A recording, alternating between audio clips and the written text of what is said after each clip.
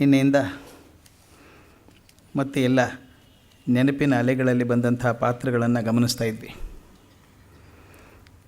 ಕೃಷ್ಣಸ್ವಾಮಿ ಅಯ್ಯರವ್ರ ಬಗ್ಗೆ ಮಾತಾಡ್ತಾ ಇದ್ವಿ. ಅವ್ರ ಮನೆ ಮಾತು ತಮಿಳಾದರೂ ಕೂಡ ಕನ್ನಡವನ್ನು ತಾಯಿ ನುಡಿಯಾದವ್ರು ಎಷ್ಟು ಜನ ಇರ್ತಾರೋ ಅಷ್ಟು ಚೆನ್ನಾಗಿ ಕನ್ನಡ ಮಾತಾಡ್ತಾಯಿದ್ರು, ಕನ್ನಡದಲ್ಲಿ ಪದ್ಯಗಳನ್ನು ಬರಿತಾಯಿದ್ರು ಅನ್ನೋದನ್ನು ನಿನ್ನೆ ಗಮನಿಸ್ತಾ ಇದ್ವಿ. ಇಲ್ಲಿ ಒಂದು ಅತ್ಯಂತ ಸ್ವಾರಸ್ಯವಾದ ವಿಷಯವನ್ನು ಡಿ ವಿ ಜಿ ಬರೀತಾರೆ. ಆಗಿನ ಕಾಲಕ್ಕೆ ಸ್ವಾರಸ್ಯವಾಗಿತ್ತು, ಈಗೂ ಸ್ವಲ್ಪ ಇದೆ, ಅದು ಇಲ್ಲ ಅಂತಿಲ್ಲ. ಸ್ವಾರಸ್ಯ ಅಂದರೆ ಈ ದ್ವೈತ ಅದ್ವೈತಗಳ ಹಾವಳಿ ಆಗಲೂ ಇತ್ತು. ನನಗೆ ಎರಡೂ ಅಷ್ಟು ಸರಿಯಾಗಿ ಅರ್ಥ ಆಗದೆ ಇರೋದ್ರಿಂದ ಯಾಕಷ್ಟು ಜಗಳಾಡ್ತಾರೆ ಅಂತ ನನಗಿನ್ನೂ ಅರ್ಥ ಆಗಿಲ್ಲ.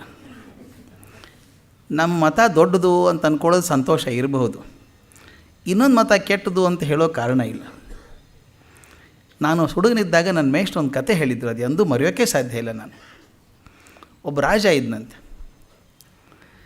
ಒಳ್ಳೆಯ ರಾಜ, ಚೆನ್ನಾಗಿ ರಾಜ್ಯಭಾರ ಮಾಡ್ಕೊಂಡಿದ್ದ, ಪ್ರಜೆಗಳು ಸಂತೋಷವಾಗಿದ್ದರು. ಅವನಿಗೊಂದು ತಲೆಗೆ ಬಂತು, ಪ್ರಪಂಚದಲ್ಲಿ ಅತ್ಯಂತ ಶ್ರೇಷ್ಠವಾದ ಧರ್ಮ ಯಾವುದು ಅಂತ. ಒಬ್ಬ ಧರ್ಮದ ನಾಯಕರನ್ನು ಕರೆದ, ನನಗೆ ಅತ್ಯಂತ ಶ್ರೇಷ್ಠವಾದ ಧರ್ಮ ಯಾವುದು ತಿಳ್ಕೊಬೇಕು. ಅದ್ಯಾಕೆಪ್ಪ, ನನ್ನ ಧರ್ಮನೇ ಶ್ರೇಷ್ಠ ಅಂತ ಹೇಳಿದರು ಅವರು. ಶ್ರೇಷ್ಠ ಅಂತ ತಮ್ಮ ಧರ್ಮದ ವರ್ಣನೆ ಮಾಡ್ತಾ ಹೊಗಳ್ತಾ ಹೋಗೋದು ಒಂದು ಭಾಗ ಆಯಿತು. ಅಷ್ಟಕ್ಕೆ ನಿಲ್ಲಿಸಲಿಲ್ಲ ಅವರು. ನಮ್ಮ ಧರ್ಮದಲ್ಲಿರೋದು ಇನ್ನು ಯಾವ ಧರ್ಮದಲ್ಲೂ ಇಲ್ಲ ನೋಡಿ, ಯಾವ ಧರ್ಮ ಇದೆಯಲ್ಲ ಅದು ಯಾವುದರಲ್ಲೂ ನಾನು ಅಷ್ಟಿಲ್ಲ ಅಂತ ಅವ್ರು ಹೇಳಿದ್ರಂತೆ. ಇನ್ನೊಬ್ಬ ಧರ್ಮದ ನಾಯಕನ ಕರೆದ, ಅವ್ರು ಬಂದು ತಮ್ಮ ಧರ್ಮದ ಶ್ರೇಷ್ಠತೆ ಹೇಳ್ಕೊಳ್ಳೋ ಜೊತೆಗೆ ಈ ಧರ್ಮದಲ್ಲಿ ನಿನ್ನೇನು ಹೇಳಿದ್ರಲ್ಲ ಅವ್ರು ಹೇಳಿದ್ರು, ನಿನ್ನೆ ಒಬ್ಬರು ದೊಡ್ಡವರು ಬಂದಿದ್ದರು ಅವ್ರು ಹೇಳಿದ್ರಲ್ಲ ಅಂತ. ಇಲ್ಲ ನನಗೆ ಗೊತ್ತಿಲ್ಲ, ಅದ್ರ ಬಹಳ ತಪ್ಪಿದೆ ಅಂತ ಹೇಳಿದರು. ಅವ್ನು ನಂಬ್ಕೊಂಡಿದ್ದ ನಿನ್ನೆವರೆಗೂ ಅದೇ ದೊಡ್ಡದು ಅಂತ. ಮರುದಿವಸ ಮತ್ತೊಬ್ಬರನ್ನ ಕರೆದ, ಅವ್ರು ಬಂದು ನಿನ್ನೆ ಹೇಳಿದ್ದು ತಪ್ಪು ಅಂತ ಅವರು ಶುರು ಮಾಡಿದರು. ಅವ್ನು ಮೊದಲೇ ಚೆನ್ನಾಗಿದ್ದ, ಆಮೇಲೆ ಭಾಳ ಕನ್ಫ್ಯೂಸ್ ಆಗೋಯ್ತು ಅವನಿಗೆ. ಇಷ್ಟು ಜನ ಕೇಳಿದ ಮೇಲೆ ನಿಜವಾಗ್ಲೂ ಯಾವ ಧರ್ಮ ಶ್ರೇಷ್ಠ, ಅವ್ನಿಗೊಂಥರ ಚಿಂತೆ ಹತ್ತಿಬಿಟ್ಟು ಕೊರಗೋಕ್ಕೆ ಶುರು ಮಾಡಿದ್ದಂತೆ. ಯಾವ ಶ್ರೇಷ್ಠ ಧರ್ಮ ಸಿಗ್ತಾ ಇಲ್ಲ, ಯಾವ ಧರ್ಮ ಅಂದರೂ ಒಂದು ಏನೋ ಒಂದು ತಪ್ಪಿದೆಯಲ್ಲ ಅದರೊಳಗೆ, ಮತ್ತೊಬ್ರು ಹುಡುಕ್ತಾರಲ್ಲ ಅಂತ. ಅವನು ಎಷ್ಟು ಚಿಂತೆ ಮಾಡ್ತಿದ್ದ ಅಂದರೆ ಅವನಿಗೆ ಮನೋರೋಗ ಬಂದ್ಬಿಡ್ತು ಅಂತ. ನಾನು ಬದುಕೋದ್ರೊಳಗೆ ಶ್ರೇಷ್ಠ ಧರ್ಮ ನನಗೆ ಗೊತ್ತಾಗದೇ ಹೋಗ್ಬಿಡುತ್ತೇನೋ ಅಂತ ಚಿಂತೆ ಬಂತು. ಅವನು ಇನ್ನೇನು ಸಾಯ್ತಾನೆ ಅಂತ ಆಗ್ಬಿಡ್ತು. ಇನ್ನೆಲ್ಲ ಹಿಡಿದ್ಬಿಟ್ಟ. ಮಂತ್ರಿಗಳಂದ್ರೆ ಮೊದಲೇ ಚೆನ್ನಾಗಿದ್ದ, ಅವನು ಧರ್ಮದ ಬಗ್ಗೆ ತಲೆ ಕೆಡಿಸ್ಕೊಳ್ಳೋಕ್ಕಿಂತ ಮೊದಲು ಚೆನ್ನಾಗಿದ್ದ, ಇದೇನು ತಲೆ ಕೆಟ್ಕೊಳ್ತು ಅಂತ. ಹೀಗಿರುವಾಗ ಒಬ್ಬ ಭಿಕ್ಷುಕ ಬಂದಂತೆ ಊರಿಗೆ. ಊರಲ್ಲೆಲ್ಲ ಒಂಥರ ಮೌನ ಇದೆ, ಚಿಂತೆ ಇದೆ, ದುಗುಡ ಇದೆ ಎಲ್ಲರ ಮುಖದಲ್ಲಿ. ಏನು ಅಂತ ಕೇಳಿದ. ನಮ್ಮ ರಾಜರಿಗೆ ಪಾಪ ಹುಷಾರಿಲ್ಲ, ಎಲ್ಲರೂ ಪ್ರಾರ್ಥನೆ ಮಾಡ್ತಾ ಇದ್ದೀವಿ, ಏನಾಗಿದೆ, ಏನೋ ಮನೋರೋಗ ಅವರಿಗೆ, ಶ್ರೇಷ್ಠ ಧರ್ಮ ಯಾವುದು ಅಂತ ತಿಳ್ಕೋಬೇಕು ಅಂತಿದ್ದಾರೆ, ಸಿಗ್ತಾ ಇಲ್ಲ ಪಾಪ, ಅವ್ರು ತುಂಬ ಕಷ್ಟಪಡ್ತಿದ್ದಾರೆ ಅಂತ. ಅಯ್ಯೋ ಅದಕ್ಕೆ ಯಾಕೆ ಅಷ್ಟೇ, ನಾನು ತೋರಿಸ್ತೀನಲ್ಲ, ನನಗೆ ಗೊತ್ತಿದೆ ಅಂದ. ನಿನ್ನಂಗೆ ಬಂದವ್ರು ಭಾಳ ಜನ ಬಂದು ಹೋಗಿದ್ದಾರಪ್ಪ ಅಂತ ಹೇಳಿದರು. ಇಲ್ಲ, ನಂದು ವಿಶೇಷ ಅಂದರೆ ನಾನು ಹೇಳೋಲ್ಲ ಯಾವ ಧರ್ಮ ಶ್ರೇಷ್ಠ, ತೋರಿಸ್ಬಿಡ್ತೀನಿ ಬೆರಳು ಮಾಡಿ ಇದೆ ಅಂತ. ಹಂಗೆ ತೋರ್ಸೋಕ್ಕಾಗತ್ತಾ ಅಂದರು. ತೋರ್ಸೋಕ್ಕಾಗತ್ತೆ.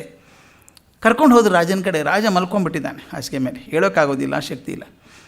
ಅವ್ರು ಯಾಕೆ ರಾಜ ಚಿಂತೆ ಮಾಡ್ತೀಯಪ್ಪ, ನಾನು ತೋರಿಸ್ತೀನಿ ನಿನಗೆ, ಧರ್ಮ ಹೇಳೋದಷ್ಟೇ ಅಲ್ಲ, ಬೆರಳು ಮಾಡಿ ತೋರಿಸ್ತೀನಿ, ಇದರಂಥ ಶ್ರೇಷ್ಠ ಧರ್ಮ ಯಾವುದಿಲ್ಲ ಅಂತ. ತೋರಿಸ್ಬಿಡಿ ಹಾಗಾದರೆ ಅಂದ. ಅವನು ಎಷ್ಟು ಖುಷಿಯಾಗಿತ್ತು ಅಂದರೆ ಎದ್ದು ಕೂತ್ಕೊಂಡಂತೆ.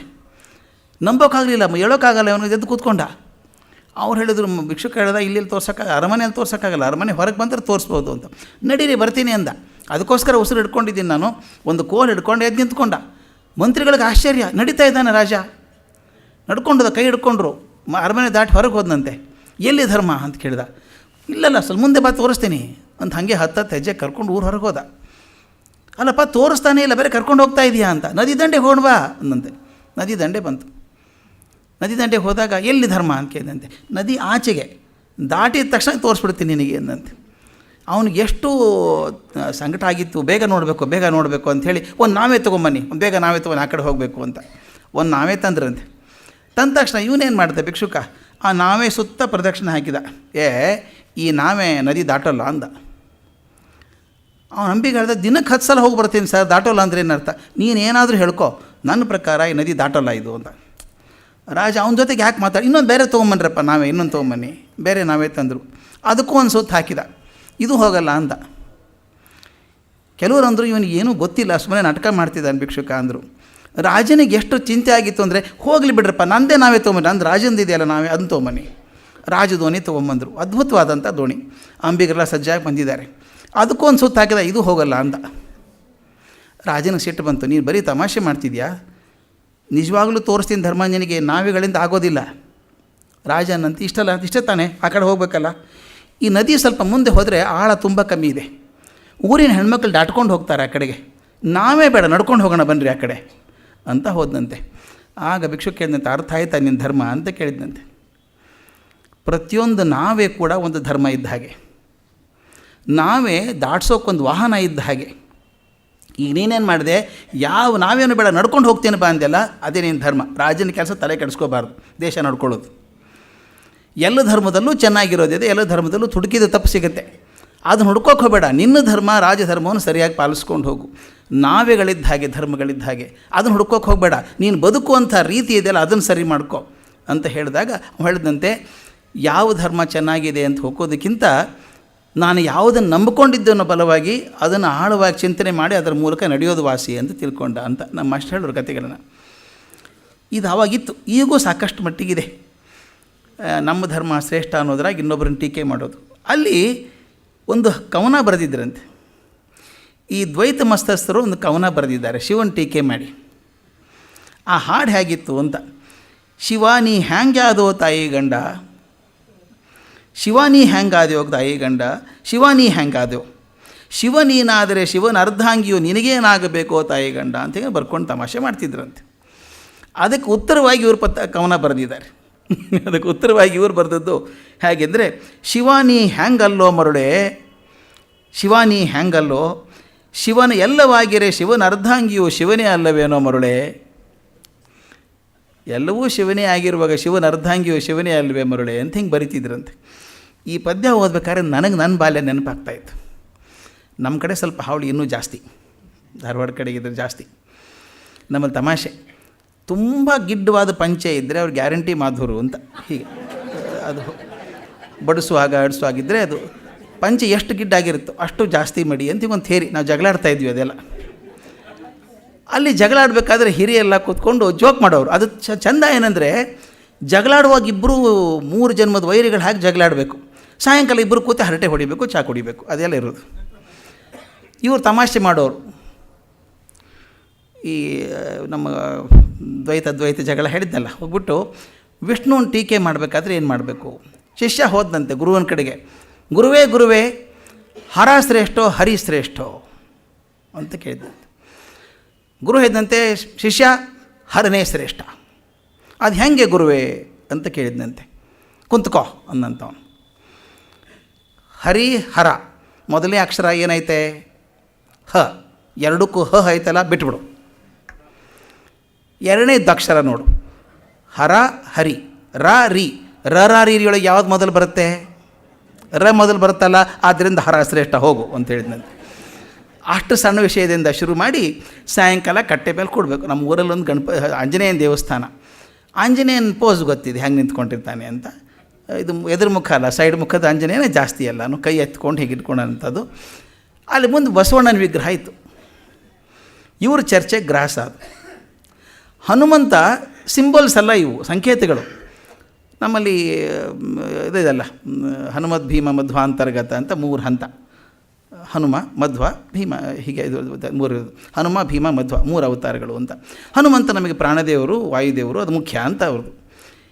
ಇಲ್ಲಿ ಶಿವ ಆದ್ದರಿಂದ ಶಿವನ ವಾಹನ ನಂದಿ ಕೂಡ ಭಾಳ ಮುಖ್ಯ ಅಲ್ವಾ? ನೋಡಿ, ನಂದಿ ಬಸವ ಹನುಮಂತ ಜಗಳಾಡ್ತಿದ್ರು ಇಲ್ಲೋ ಗೊತ್ತಿಲ್ಲ. ಅದನ್ನ ಇಟ್ಕೊಂಡು ಲಕ್ಷಣ ಇಟ್ಕೊಂಡು ಸಿಂಬಾಲ್ ಇಟ್ಕೊಂಡು ಜಗಳಾಡಿದ್ದು ಉಂಟು. ಮಾತಾಡೋದು ನೋಡಿದೆಯಾ? ನಿಮ್ಮ ಹನುಮಪ್ಪ ಹೆಂಗೆ ನಿಂತಾನೆ ನೋಡು. ಹನುಮಪ್ಪ ಹೆಂಗೆ ನಿಂತಾನೆ ಸೈಡ್ ಮುಖ ಮಾಡ್ಕೊಂಡು. ಯಾಕೆ ನಿಂತಿದ್ದಾನೆ ಗೊತ್ತಾ? ನಮ್ಮ ಬಸವಣ್ಣ ಒಂದು ತೆಗೆದು ಕೊಟ್ಟ ಕಪಾಳಿಗೆ ಕೊಟ್ಟರೆ ಮುಖ ಸೊಟ್ಟು ಮಾಡ್ಕೊಂಡು ನಿಂತವನು ಈ ಕಡೆ ತಿರುಗಿಲ್ಲ, ಇನ್ನು ಹಾಗೇ ನಿಂತಾನೆ.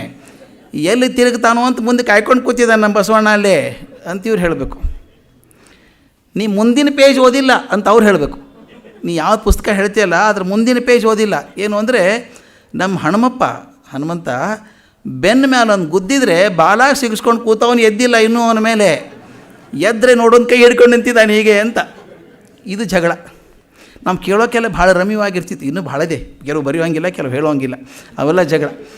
ಆ ಜಗಳ ಆಡಿ ಸಾಯಂಕಾಲ ಇಬ್ಬರು ಕೂಡ ಚಾ ಕುಡಿಬೇಕು. ಇಲ್ಲಿ ಆ ಥರದ ಜಗಳ. ಆಕೆ ಹೇಗೆ ಅದು ಬರೆದ ಪರವಾಗಿ ಇವ್ರು ಹೇಗೆ ಹಾಡು ಬರೆದ್ರು ಅಂತ. ಅದ್ರ ಜೊತೆಗೆ ಸಣ್ಣ ಸಣ್ಣ ಪ್ರಹಸನಗಳನ್ನು ಬರಿತಾ ಇದ್ದರಂತೆ ಕೃಷ್ಣಸ್ವಾಮಯ್ಯರು. ತಮಾಷೆ ಆಗಿರೋದು ಪ್ರಹಸನಗಳು. ಅದರಲ್ಲಿ ಮುಖ್ಯವಾಗಿ ರೈತರನ್ನು ವಕೀಲರು ಹೇಗೆ ಶೋಷಣೆ ಮಾಡ್ತಾರೆ ಅಂತ. ಒಂದು ಸಂತೋಷ ಏನಪ್ಪ ಅಂದರೆ ಆಗಲೂ ಶೋಷಣೆ ಮಾಡ್ತಿದ್ರು, ಈಗೂ ಮಾಡ್ತಿದ್ದಾರೆ ಅಂತಷ್ಟೇ. ಆಗಿನ ಕಾಲದ 17-18ನೇ ಇಸ್ವಿಗೆ ಹೇಳ್ತಿರೋದು. ಆಗಿನ ಕಾಲಕ್ಕೆ ಹೇಗೆ ಶೋಷಣೆ ಮಾಡ್ತಾರೆ ಅಂತ ಬರೆದಿದ್ದಾರೆ ಅವರು. ನಮ್ಮ ಹಳ್ಳಿಗರ ಜಗಳ, ಅವರು ವಕೀಲರ ಕೈಗೆ ಸಿಕ್ಕಿ ಪಡುವ ಪಾಡು, ಇವನ್ನೆಲ್ಲ ಹಾಸ್ಯ ವಿನೋದಗಳನ್ನು ಬರಿತಾಯಿದ್ರು. ಅವರಿಗೆ ಎಷ್ಟು ಮನಸ್ಸು ಮುಗ್ಧವಾಗಿತ್ತು ಅಂದರೆ ಹಳ್ಳಿಯಲ್ಲಾಗುವಂಥ ಪರೀಕ್ಷೆಗಳನ್ನು, ಕೋಲಾಟಗಳನ್ನು ಜಾತ್ರೆಗೆ ತಪ್ಪದೆ ಹೋಗೋರಂತೆ. ಹೋಗಿ ನೋಡಿ ಅಲ್ಲಿ ಜನ ಹಾಡೋದನ್ನು ನೋಡಿ ತಾವು ಒಂದು ಹಾಡು ಬರಿಬೇಕು. ಆ ಬರೆದಿರೋದನ್ನು ಆ ಬೆಳ್ಳಾವೆ ಜಾತ್ರೆ ಲಾವಣಿ ಅಂತ ಬರೀತಾರೆ. ಬೆಳ್ಳಾವೆ ಜಾತ್ರೆ ಲಾವಣಿ ಬರೆದಿರು. ಅದು ಒತ್ತಾಕ್ಷರ ನಾನು ತಪ್ಪು ಹೇಳಿದ್ದಲ್ಲ, ಅದು ಹಾಗೆ ಇರೋದದು. ಮುಖಣ್ಣನನ್ನು ಕೊಂಡಾಡಿರೋ, ಸರಣಿಕ್ಕಿ ಸೋಮೇಶನ್ನ ಕೊಂಡಾಡಿರೋ, ಮುಖಣ್ಣ ಮಾರಣ್ಣ ಬುಕ್ಕಣ್ಣ ಬೀರಣ್ಣ ಶಿಕ್ಕಣ್ಣ ಲಂಗಣ್ಣ ಲಕ್ಕಣ್ಣ ಲಿಂಗಣ್ಣ, ಭೊಜ್ಜೆಯ ಇಗ್ನೇಶ ಶರಣು, ನಿನ್ನ ಗೆಜ್ಜೆಯ ಕಾಲಿನ ಸದ್ದಿಗೆ ಶರಣು, ಕಜ್ಜಾಯ ನೈವೇದ್ಯ ತರುವೆ, ನಮ್ಮ ಹೆಜ್ಜೆಯ ಕೋಲಾಟವಾಡಿಸೋ ಗುರುವೆ ಅಂತ. ಅಲ್ಲಿ ಬಂದಂಥ ಮಹಾಪ್ರಾಣಗಳು ಅವ್ರು ಬುದ್ಧಾಂ ಬರೆದದ್ದು, ಅವ್ರು ಹಾಗೆ ಹಾಡ್ತಿದ್ರು ಅಂತ. ಇವರೇನು ಮಾಡೋರು, ಅವ್ರು ಹಾಡಿದ್ದನ್ನು ಅವ್ರು ಹಾಗೆ ಹಾಡಿ ಅವರ ಧ್ವನಿ ಅನುಕರಣೆ ಮಾಡಿ, ಉಚ್ಚಾರಣೆ ಹೇಗೆ, ಅವ್ರ ಗಂಟಲು ಧಾಟಿ ಹೇಗಿತ್ತು, ಮೆಲ್ಲಕ್ಷರ ಇರುವಲ್ಲಿ ಏರಿಸೋದು ಹೇಗೆ, ಎದ್ದಲ್ಲಿ ಮೆಲ್ಲ ಮಾಡೋದು ಹೇಗೆ, ಈ ಸೊಟ್ಟಾಪಟ್ಟೆಗಳನ್ನು ಅನುಕರಣೆ ಮಾಡಿ ಎಲ್ಲರೂ ನಗಿಸಿ ಅದರೊಂದು ಮಾತು ಹೇಳ್ತಿದ್ರಂತೆ. ಅವರು ಮಾಡುವಂಥ ತಪ್ಪುಗಳನ್ನು ನೆನೆಸ್ಕೊಂಡು ನಗ್ತೀವಲ್ಲ, ಆದರೆ ಅವ್ರ ಮನಸ್ಸಿನಲ್ಲಿ ಇರುವಂಥ ದೈವಭಕ್ತಿಯ ನಿಜವಾದದ್ದು ಸ್ವಲ್ಪ ಆದರೂ ಇಟ್ಕೊಳ್ರಪ್ಪ ನೀವು ಅಂತ ನಮಗೆ ಹೇಳ್ತಿದ್ರು ಬುದ್ಧಿನ ಅಂತ. ಮುಖ್ಯ ಅನಿಸುತ್ತೆ ಅದು. ಅಲ್ಲಿ ಮಾತಿನಲ್ಲಿ ಸ್ಪಷ್ಟತೆ ಇರಲಿಕ್ಕಿಲ್ಲ, ಉಚ್ಚಾರಣೆ ಸರಿ ಇರಲಿಕ್ಕಿಲ್ಲ, ಅದರ ಭಾವ ತುಂಬ ಚೆನ್ನಾಗಿತ್ತು. ಆ ದೈವ ಶ್ರದ್ಧೆಯನ್ನು ಇಟ್ಕೊಳ್ಳಿ ಅಂತ ನಮ್ಗೆ ಹೇಳೋರಂತೆ. ಆ ಹಳ್ಳಿಯವರ ನಿಜವಾದ ದೈವಭಕ್ತಿಯನ್ನು ಮೆಚ್ಚಿಕೊಂಡು ಹೇಳ್ತಿದ್ರು, ಅವ್ರ ಉಚ್ಚಾರಣೆ ನೋಡೋಕೆ ಹೋಗಬೇಡಿ, ಅವ್ರ ಮನಸ್ಸಲ್ಲಿ ಭಕ್ತಿಯನ್ನು ಕಾಪಾಡಿಕೊಳ್ಳಿ ಅಂತ. ಇಂಕೊಂದ್ಸಲ ಹೇಳಿದ್ದೆ ಅನಿಸುತ್ತೆ, ಮಾಸ್ತಿ ಅವ್ರದ್ದು ನವರಾತ್ರಿ ಕಥೆಗಳಲ್ಲಿ ಬರೋದಂಥದ್ದು. ಮೇಲ್ಕೋಟೆಯಲ್ಲಿ ಅರ್ಚಕರು, ಇಬ್ಬರು ಹಿರಿಯ ಅರ್ಚಕರು ಕಿರಿಯ ಅರ್ಚಕರದ್ದು ಹೇಳಿದ್ದೆ. ಹಿರಿಯ ಅರ್ಚಕರು ಚೆನ್ನಾಗಿ ಪೂಜೆ ಮಾಡೋರು, ಕಿರಿಯ ಅರ್ಚಕರು ಸ್ವಲ್ಪ ಅಷ್ಟು ಮನಸ್ಸಿಲ್ಲ, ಸಂಸ್ಕೃತ ಸರಿಯಾಗಿ ಬರೋಲ್ಲ, ತಪ್ಪು ಹೇಳ್ತಾ ಇದ್ರಂತೆ. ಉಳಿದವ್ರು ಹೋಗಿ ಸ್ವಾಮಿಗಳಿಗೆ ಹೇಳಿದ್ರಂತೆ, ತಪ್ಪು ಮಾಡ್ತಾರೆ, ಅವ್ರು ಇಟ್ಕೋಬೇಡಿ, ಅಪಭ್ರಂಶ ಏನೇನೋ ಹೇಳ್ತಾರೆ ಅವರು ಅಂತ. ಇದೇ ತಾವು ವಿಷ್ಣು ಸಹಸ್ರನಾಮ ಕೇಳ್ತಾ ಇದ್ರಿ, ಅದರಲ್ಲೇ ಬರೋದು ವತ್ಸಲೋ ವತ್ಸಲೋ ವತ್ಸಿ ಅಂತ. ಇವ್ರಿಗೆ ಬರೋಲ್ಲ ಪಾಪ. ಹಿರಿಯಾಚಾರ ಊರಿಗೆ ಹೋದಾಗ ಇವರೇ ಅಭಿಷೇಕ ಮಾಡಿ ಪೂಜೆ ಮಾಡೋರು. ಒಂದು ಸಲ ತುಂಬ ದೂರ ಹೋಯ್ತಲ್ಲ, ತಪ್ಪು ಮಾಡ್ತಾರೆ ಇವರು, ಉಚ್ಚಾರಣೆ ಸರಿ ಮಾಡಲ್ಲ ಅಂತಂದಾಗ ಸ್ವಾಮಿಗಳು ಒಂದು ಸಲ ಬಂದು ಹಿಂದೆ ಕಂಬದ ಮರೆ ಕೂತ್ಕೊಂಡಿದ್ರಂತೆ. ಈ ಕಿರಿಯ ಆಚಾರ್ಯ ಪೂಜೆ ಮಾಡ್ತಾ ಅಭಿಷೇಕ ಮಾಡ್ತಾ ಅಂತರ ಇದ್ದರು, ವಿಷ್ಣು ಸಹಸ್ರನಾಮ ಅಂದ್ಕೊಂಡು ವತ್ಸಲೋ ವತ್ಸಲೋ ವತ್ಸಿ ಅನ್ನೋಕ್ಕೆ ಬರಲ್ಲ ಪಾಪ. ಅವ್ರೇನಂತಿದ್ರು, ಹೊಚ್ಚಾಳೋ ಹುಚ್ಚಳೋ ಹುಚ್ಚಿ ಅಂತ. ಹೊಚ್ಚಾಳೋ ಹೊಚ್ಚಳೋ ಹುಚ್ಚಿ ಅಂದ್ಕೊಂಡು ಅಭಿಷೇಕ ಮಾಡ್ತಾ ಮಾಡೋ ಕಣ್ಣಲ್ಲಿ ನೀರು ಇಳಿತಿತ್ತಂತೆ, ಅಳ್ತಾ ಇದ್ರಂತೆ. ಅಭಿಷೇಕ ಮಾಡ್ತಿದ್ರು.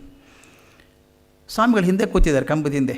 ಅಭಿಷೇಕ ಮುಗಿಸ್ಕೊಂಡು ಬಂದಮೇಲೆ ಸ್ವಾಮಿಗಳು ನೋಡಿದರು, ಅಡ್ಡ ನಮಸ್ಕಾರ ಮಾಡಿದರು, ಕ್ಷಮಿಸಬೇಕು ನಿಮ್ಮನ್ನು ನೋಡಲಿಲ್ಲ ಅಂತ. ಪರವಾಗಿಲ್ಲ, ಅಲ್ಲ ಆಚಾರ್ಯರೇ, ನೀವು ಅಭಿಷೇಕ ಮಾಡ್ಬೇಕಾದ್ರೆ ಅಳ್ತಿದ್ರಲ್ಲ, ಯಾಕೆ ಅಳ್ತಿದ್ರಿ ಅಂತ ಕೇಳಿದಾಗ ಹೇಳಿದ್ರಂತೆ, ನನ್ನ ದಿನ ಅಳು ಬರುತ್ತೆ ಸ್ವಾಮಿ ಅಭಿಷೇಕ ಮಾಡುವಾಗ. ಯಾಕೆ?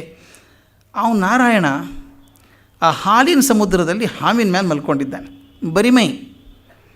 ಮೊದಲೇ ಹಾವು ತಂಪು, ಅದು ಹಾಲಿನ ಸಮುದ್ರ ಬೇರೆ. ಆ ಹಾವಿನ ತಂಪು ಹಾವಿನ ಮೇಲೆ ಬರಿ ಮೇಲೆ ಮಲ್ಕೊಂಡಿದ್ದಾನಲ್ಲ, ಆ ಕಾಲ ಹತ್ರ ಸುಮ್ಮನೆ ಕೂತಿಲ್ಲ ಕಣ್ಣು ಮುಚ್ಕೊಂಡು. ಲಕ್ಷ್ಮಿ ಒಂದು ಹೊಚ್ಚಬೇಡ ಅವನಿಗೆ, ಚಳಿ ಆಗಲ್ಲ.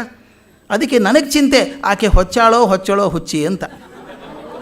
ಹೊಚ್ಚಿದ್ದಾಳೋ ಇಲ್ಲೋ ಹುಚ್ಚಿ, ಕಣ್ಣು ಮುಚ್ಕೊಂಡು ಕೂತಿದ್ದಾಳೆ ಕಾಲ ಹತ್ರ, ಅವನು ಚಳಿ ಆಗತ್ತೆ ಅಂತ ಗೊತ್ತಾಗಲ್ಲ ಆಕೆಗೆ ಅಂತ ನನಗೆ ಅಳು ಬರುತ್ತೆ.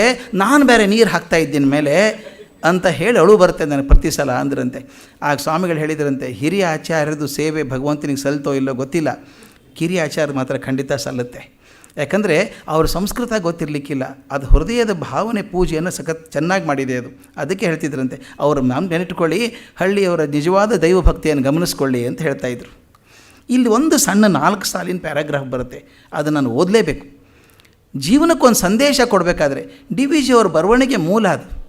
ಒಂದು ಪಾತ್ರ ಚಿತ್ರಣ ಮಾಡಿದ ತಕ್ಷಣ ಕೊನೆಗೆ ಒಂದು 2-3 ಸಾಲಲ್ಲಿ ಆ ಇಡೀ ಜೀವನ ಚಿತ್ರವನ್ನು ಕೆತ್ತಿ ಇಡ್ತಾರೆ. ಆದರೆ ನಮಗೇನಾದರೂ ಸಂದೇಶ ಸಿಗ್ಬೋದಾ ಅಂತ ನನಗನ್ನಿಸಿದ್ದು, ಕೃಷ್ಣಸ್ವಾಮಿ ಅಯ್ಯರವರ ಜೀವನದ ಸಾರವನ್ನು, ಅವರ ಸಂದೇಶವನ್ನು ನಮಗಿಟ್ಟಿದ್ದಾರೆ. ಕೃಷ್ಣಸ್ವಾಮಿ ಅಯ್ಯರವರ ಸಂಭಾಷಣೆ ಸರಸ ಹಾಸ್ಯಗಳಿಂದ ತುಂಬಿರುತ್ತಿತ್ತು. ಯಾವಾಗಲೂ ಅವರಿಗೆ ಸುತ್ತಮುತ್ತ ಸ್ನೇಹಿತರಿರಬೇಕು, ಅವರವರ ಕಷ್ಟ ಸುಖಗಳನ್ನು ವಿಚಾರಿಸಬೇಕು, ತಿಳುವಳಿಕೆಯ ಮಾತನ್ನಾಡಿ ಕುಗ್ಗಿದವರಿಗೆ ಉತ್ಸಾಹವನ್ನು, ಉಬ್ಬಿದವರಿಗೆ ವಿವೇಕವನ್ನು ನೀಡಬೇಕು, ಸದ್ವಿಷಯದಲ್ಲಿ ಕಾಲಕ್ಷೇಪ ಮಾಡಬೇಕು, ಆದರೆ ಯಾವ ಪ್ರಸಂಗದಲ್ಲೂ ಹರ್ಷವನ್ನು ಖಂಡಿತ ತೊರೆಯಬಾರದು. ಇದು ಅವರ ಮನೋವೃತ್ತಿ. ಇದು ಭಾಳ ದೊಡ್ಡ ಗುಣ ಅನಿಸುತ್ತೆ ನನಗೆ.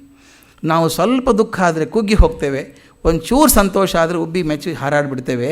ಅದು ಬೇಡ ಅಂತ ಹೇಳ್ತಾರೆ, ಯಾವ ಪ್ರಸಂಗದಲ್ಲೂ ಹರ್ಷವನ್ನು ತೊರೆಯಬಾರದು. ಇದು ಅವರ ಮನೋವೃತ್ತಿ. ಎಲ್ಲ ದೃಷ್ಟಿಯಿಂದ ನಿರ್ಮಲವಾದದ್ದು, ಶಾಂತಿಮಯವಾದದ್ದು ಕೃಷ್ಣಯ್ಯರ ಜೀವನ, ಕೃಷ್ಣಸ್ವಾಮಿಯರ ಜೀವನ. ಅವ್ರದ್ದು ಹೇಗಿತ್ತು ಅಂದರೆ, ಸಂಧ್ಯಾದಿ ವಿಹಿತ ಕರ್ಮಗಳಲ್ಲಿ ತಪ್ಪಿದವರಲ್ಲ, ಅತಿಥಿ ಸತ್ಕಾರ ಇರಿಸಿಕೊಂಡಿದ್ದವರು, ಸಂಸಾರದ ನೋನಿಷ್ಠಗಳನ್ನು ಪೂರಾ ಅನುಭವಿಸಿದ್ದವರು. ಆದ್ದರಿಂದ ನೊಂದವರ ವಿಷಯದಲ್ಲಿ ಅವರಿಗೆ ಪ್ರೀತಿ ಜಾಸ್ತಿ. ಯಾರಾದರೂ ಬಂದರೆ ತುಂಬ ಸಹಾಯ ಮಾಡಬೇಕು ಅಂತ. ಎರಡು ರೀತಿ ಜನ ಇರ್ತಾರೆ ಸ್ವಾಮಿ. ಒಂದು ಕಷ್ಟಪಟ್ಟು ಬೇಕಾಷ್ಟು ಕಷ್ಟಪಟ್ಟಿರ್ತಾರೆ ಜೀವನದಲ್ಲಿ. ಕಷ್ಟಪಟ್ಟು ಅಷ್ಟಕ್ಕೆ ಇರೋಲ್ಲ, ತಾವು ಪಟ್ಟ ಕಷ್ಟವನ್ನು ಹರಡ್ಕೊಂಬರ್ತಾರೆ ಬದುಕಿರುವಷ್ಟು ವರ್ಷ. ತಾವು ಕಂಡಿದ್ದೀರಾ? ಕೆಲವ್ರ ಹತ್ತಿರ ಹೋದರೆ, ಹಿಂದ್ಕೊಂಡು ಹೇಳಿದ್ದೆ ಕಾರ್ಪೊರೇಷನ್ ಲಾರಿ ಅಂತ, ನನಗೇನೋ ಕಷ್ಟ ಆಗಿರುತ್ತೆ, 2 ವರ್ಷ 3 ವರ್ಷ ಕಷ್ಟ ಆಗಿದೆ, ಅದು ನಾನು ಬದುಕಿರೋರಿಗೆ ಹೇಳ್ಕೊಂಡು ಅಡ್ಡಾಡೋದು. ಎಲ್ಲರಿಗೂ ಏನಾಯ್ತು ಗೊತ್ತಾ, ಬಂದ ತಕ್ಷಣ ಇವ್ರು ಹೇಳ್ತಾರೆ ನೋಡಿ ಅಂತ ಗೊತ್ತಾಗುತ್ತೆ. ಅದನ್ನು ಯಾಕೆ ಹಚ್ಚಬೇಕು, ಊರು ತುಂಬ ಹರಡಬೇಕು.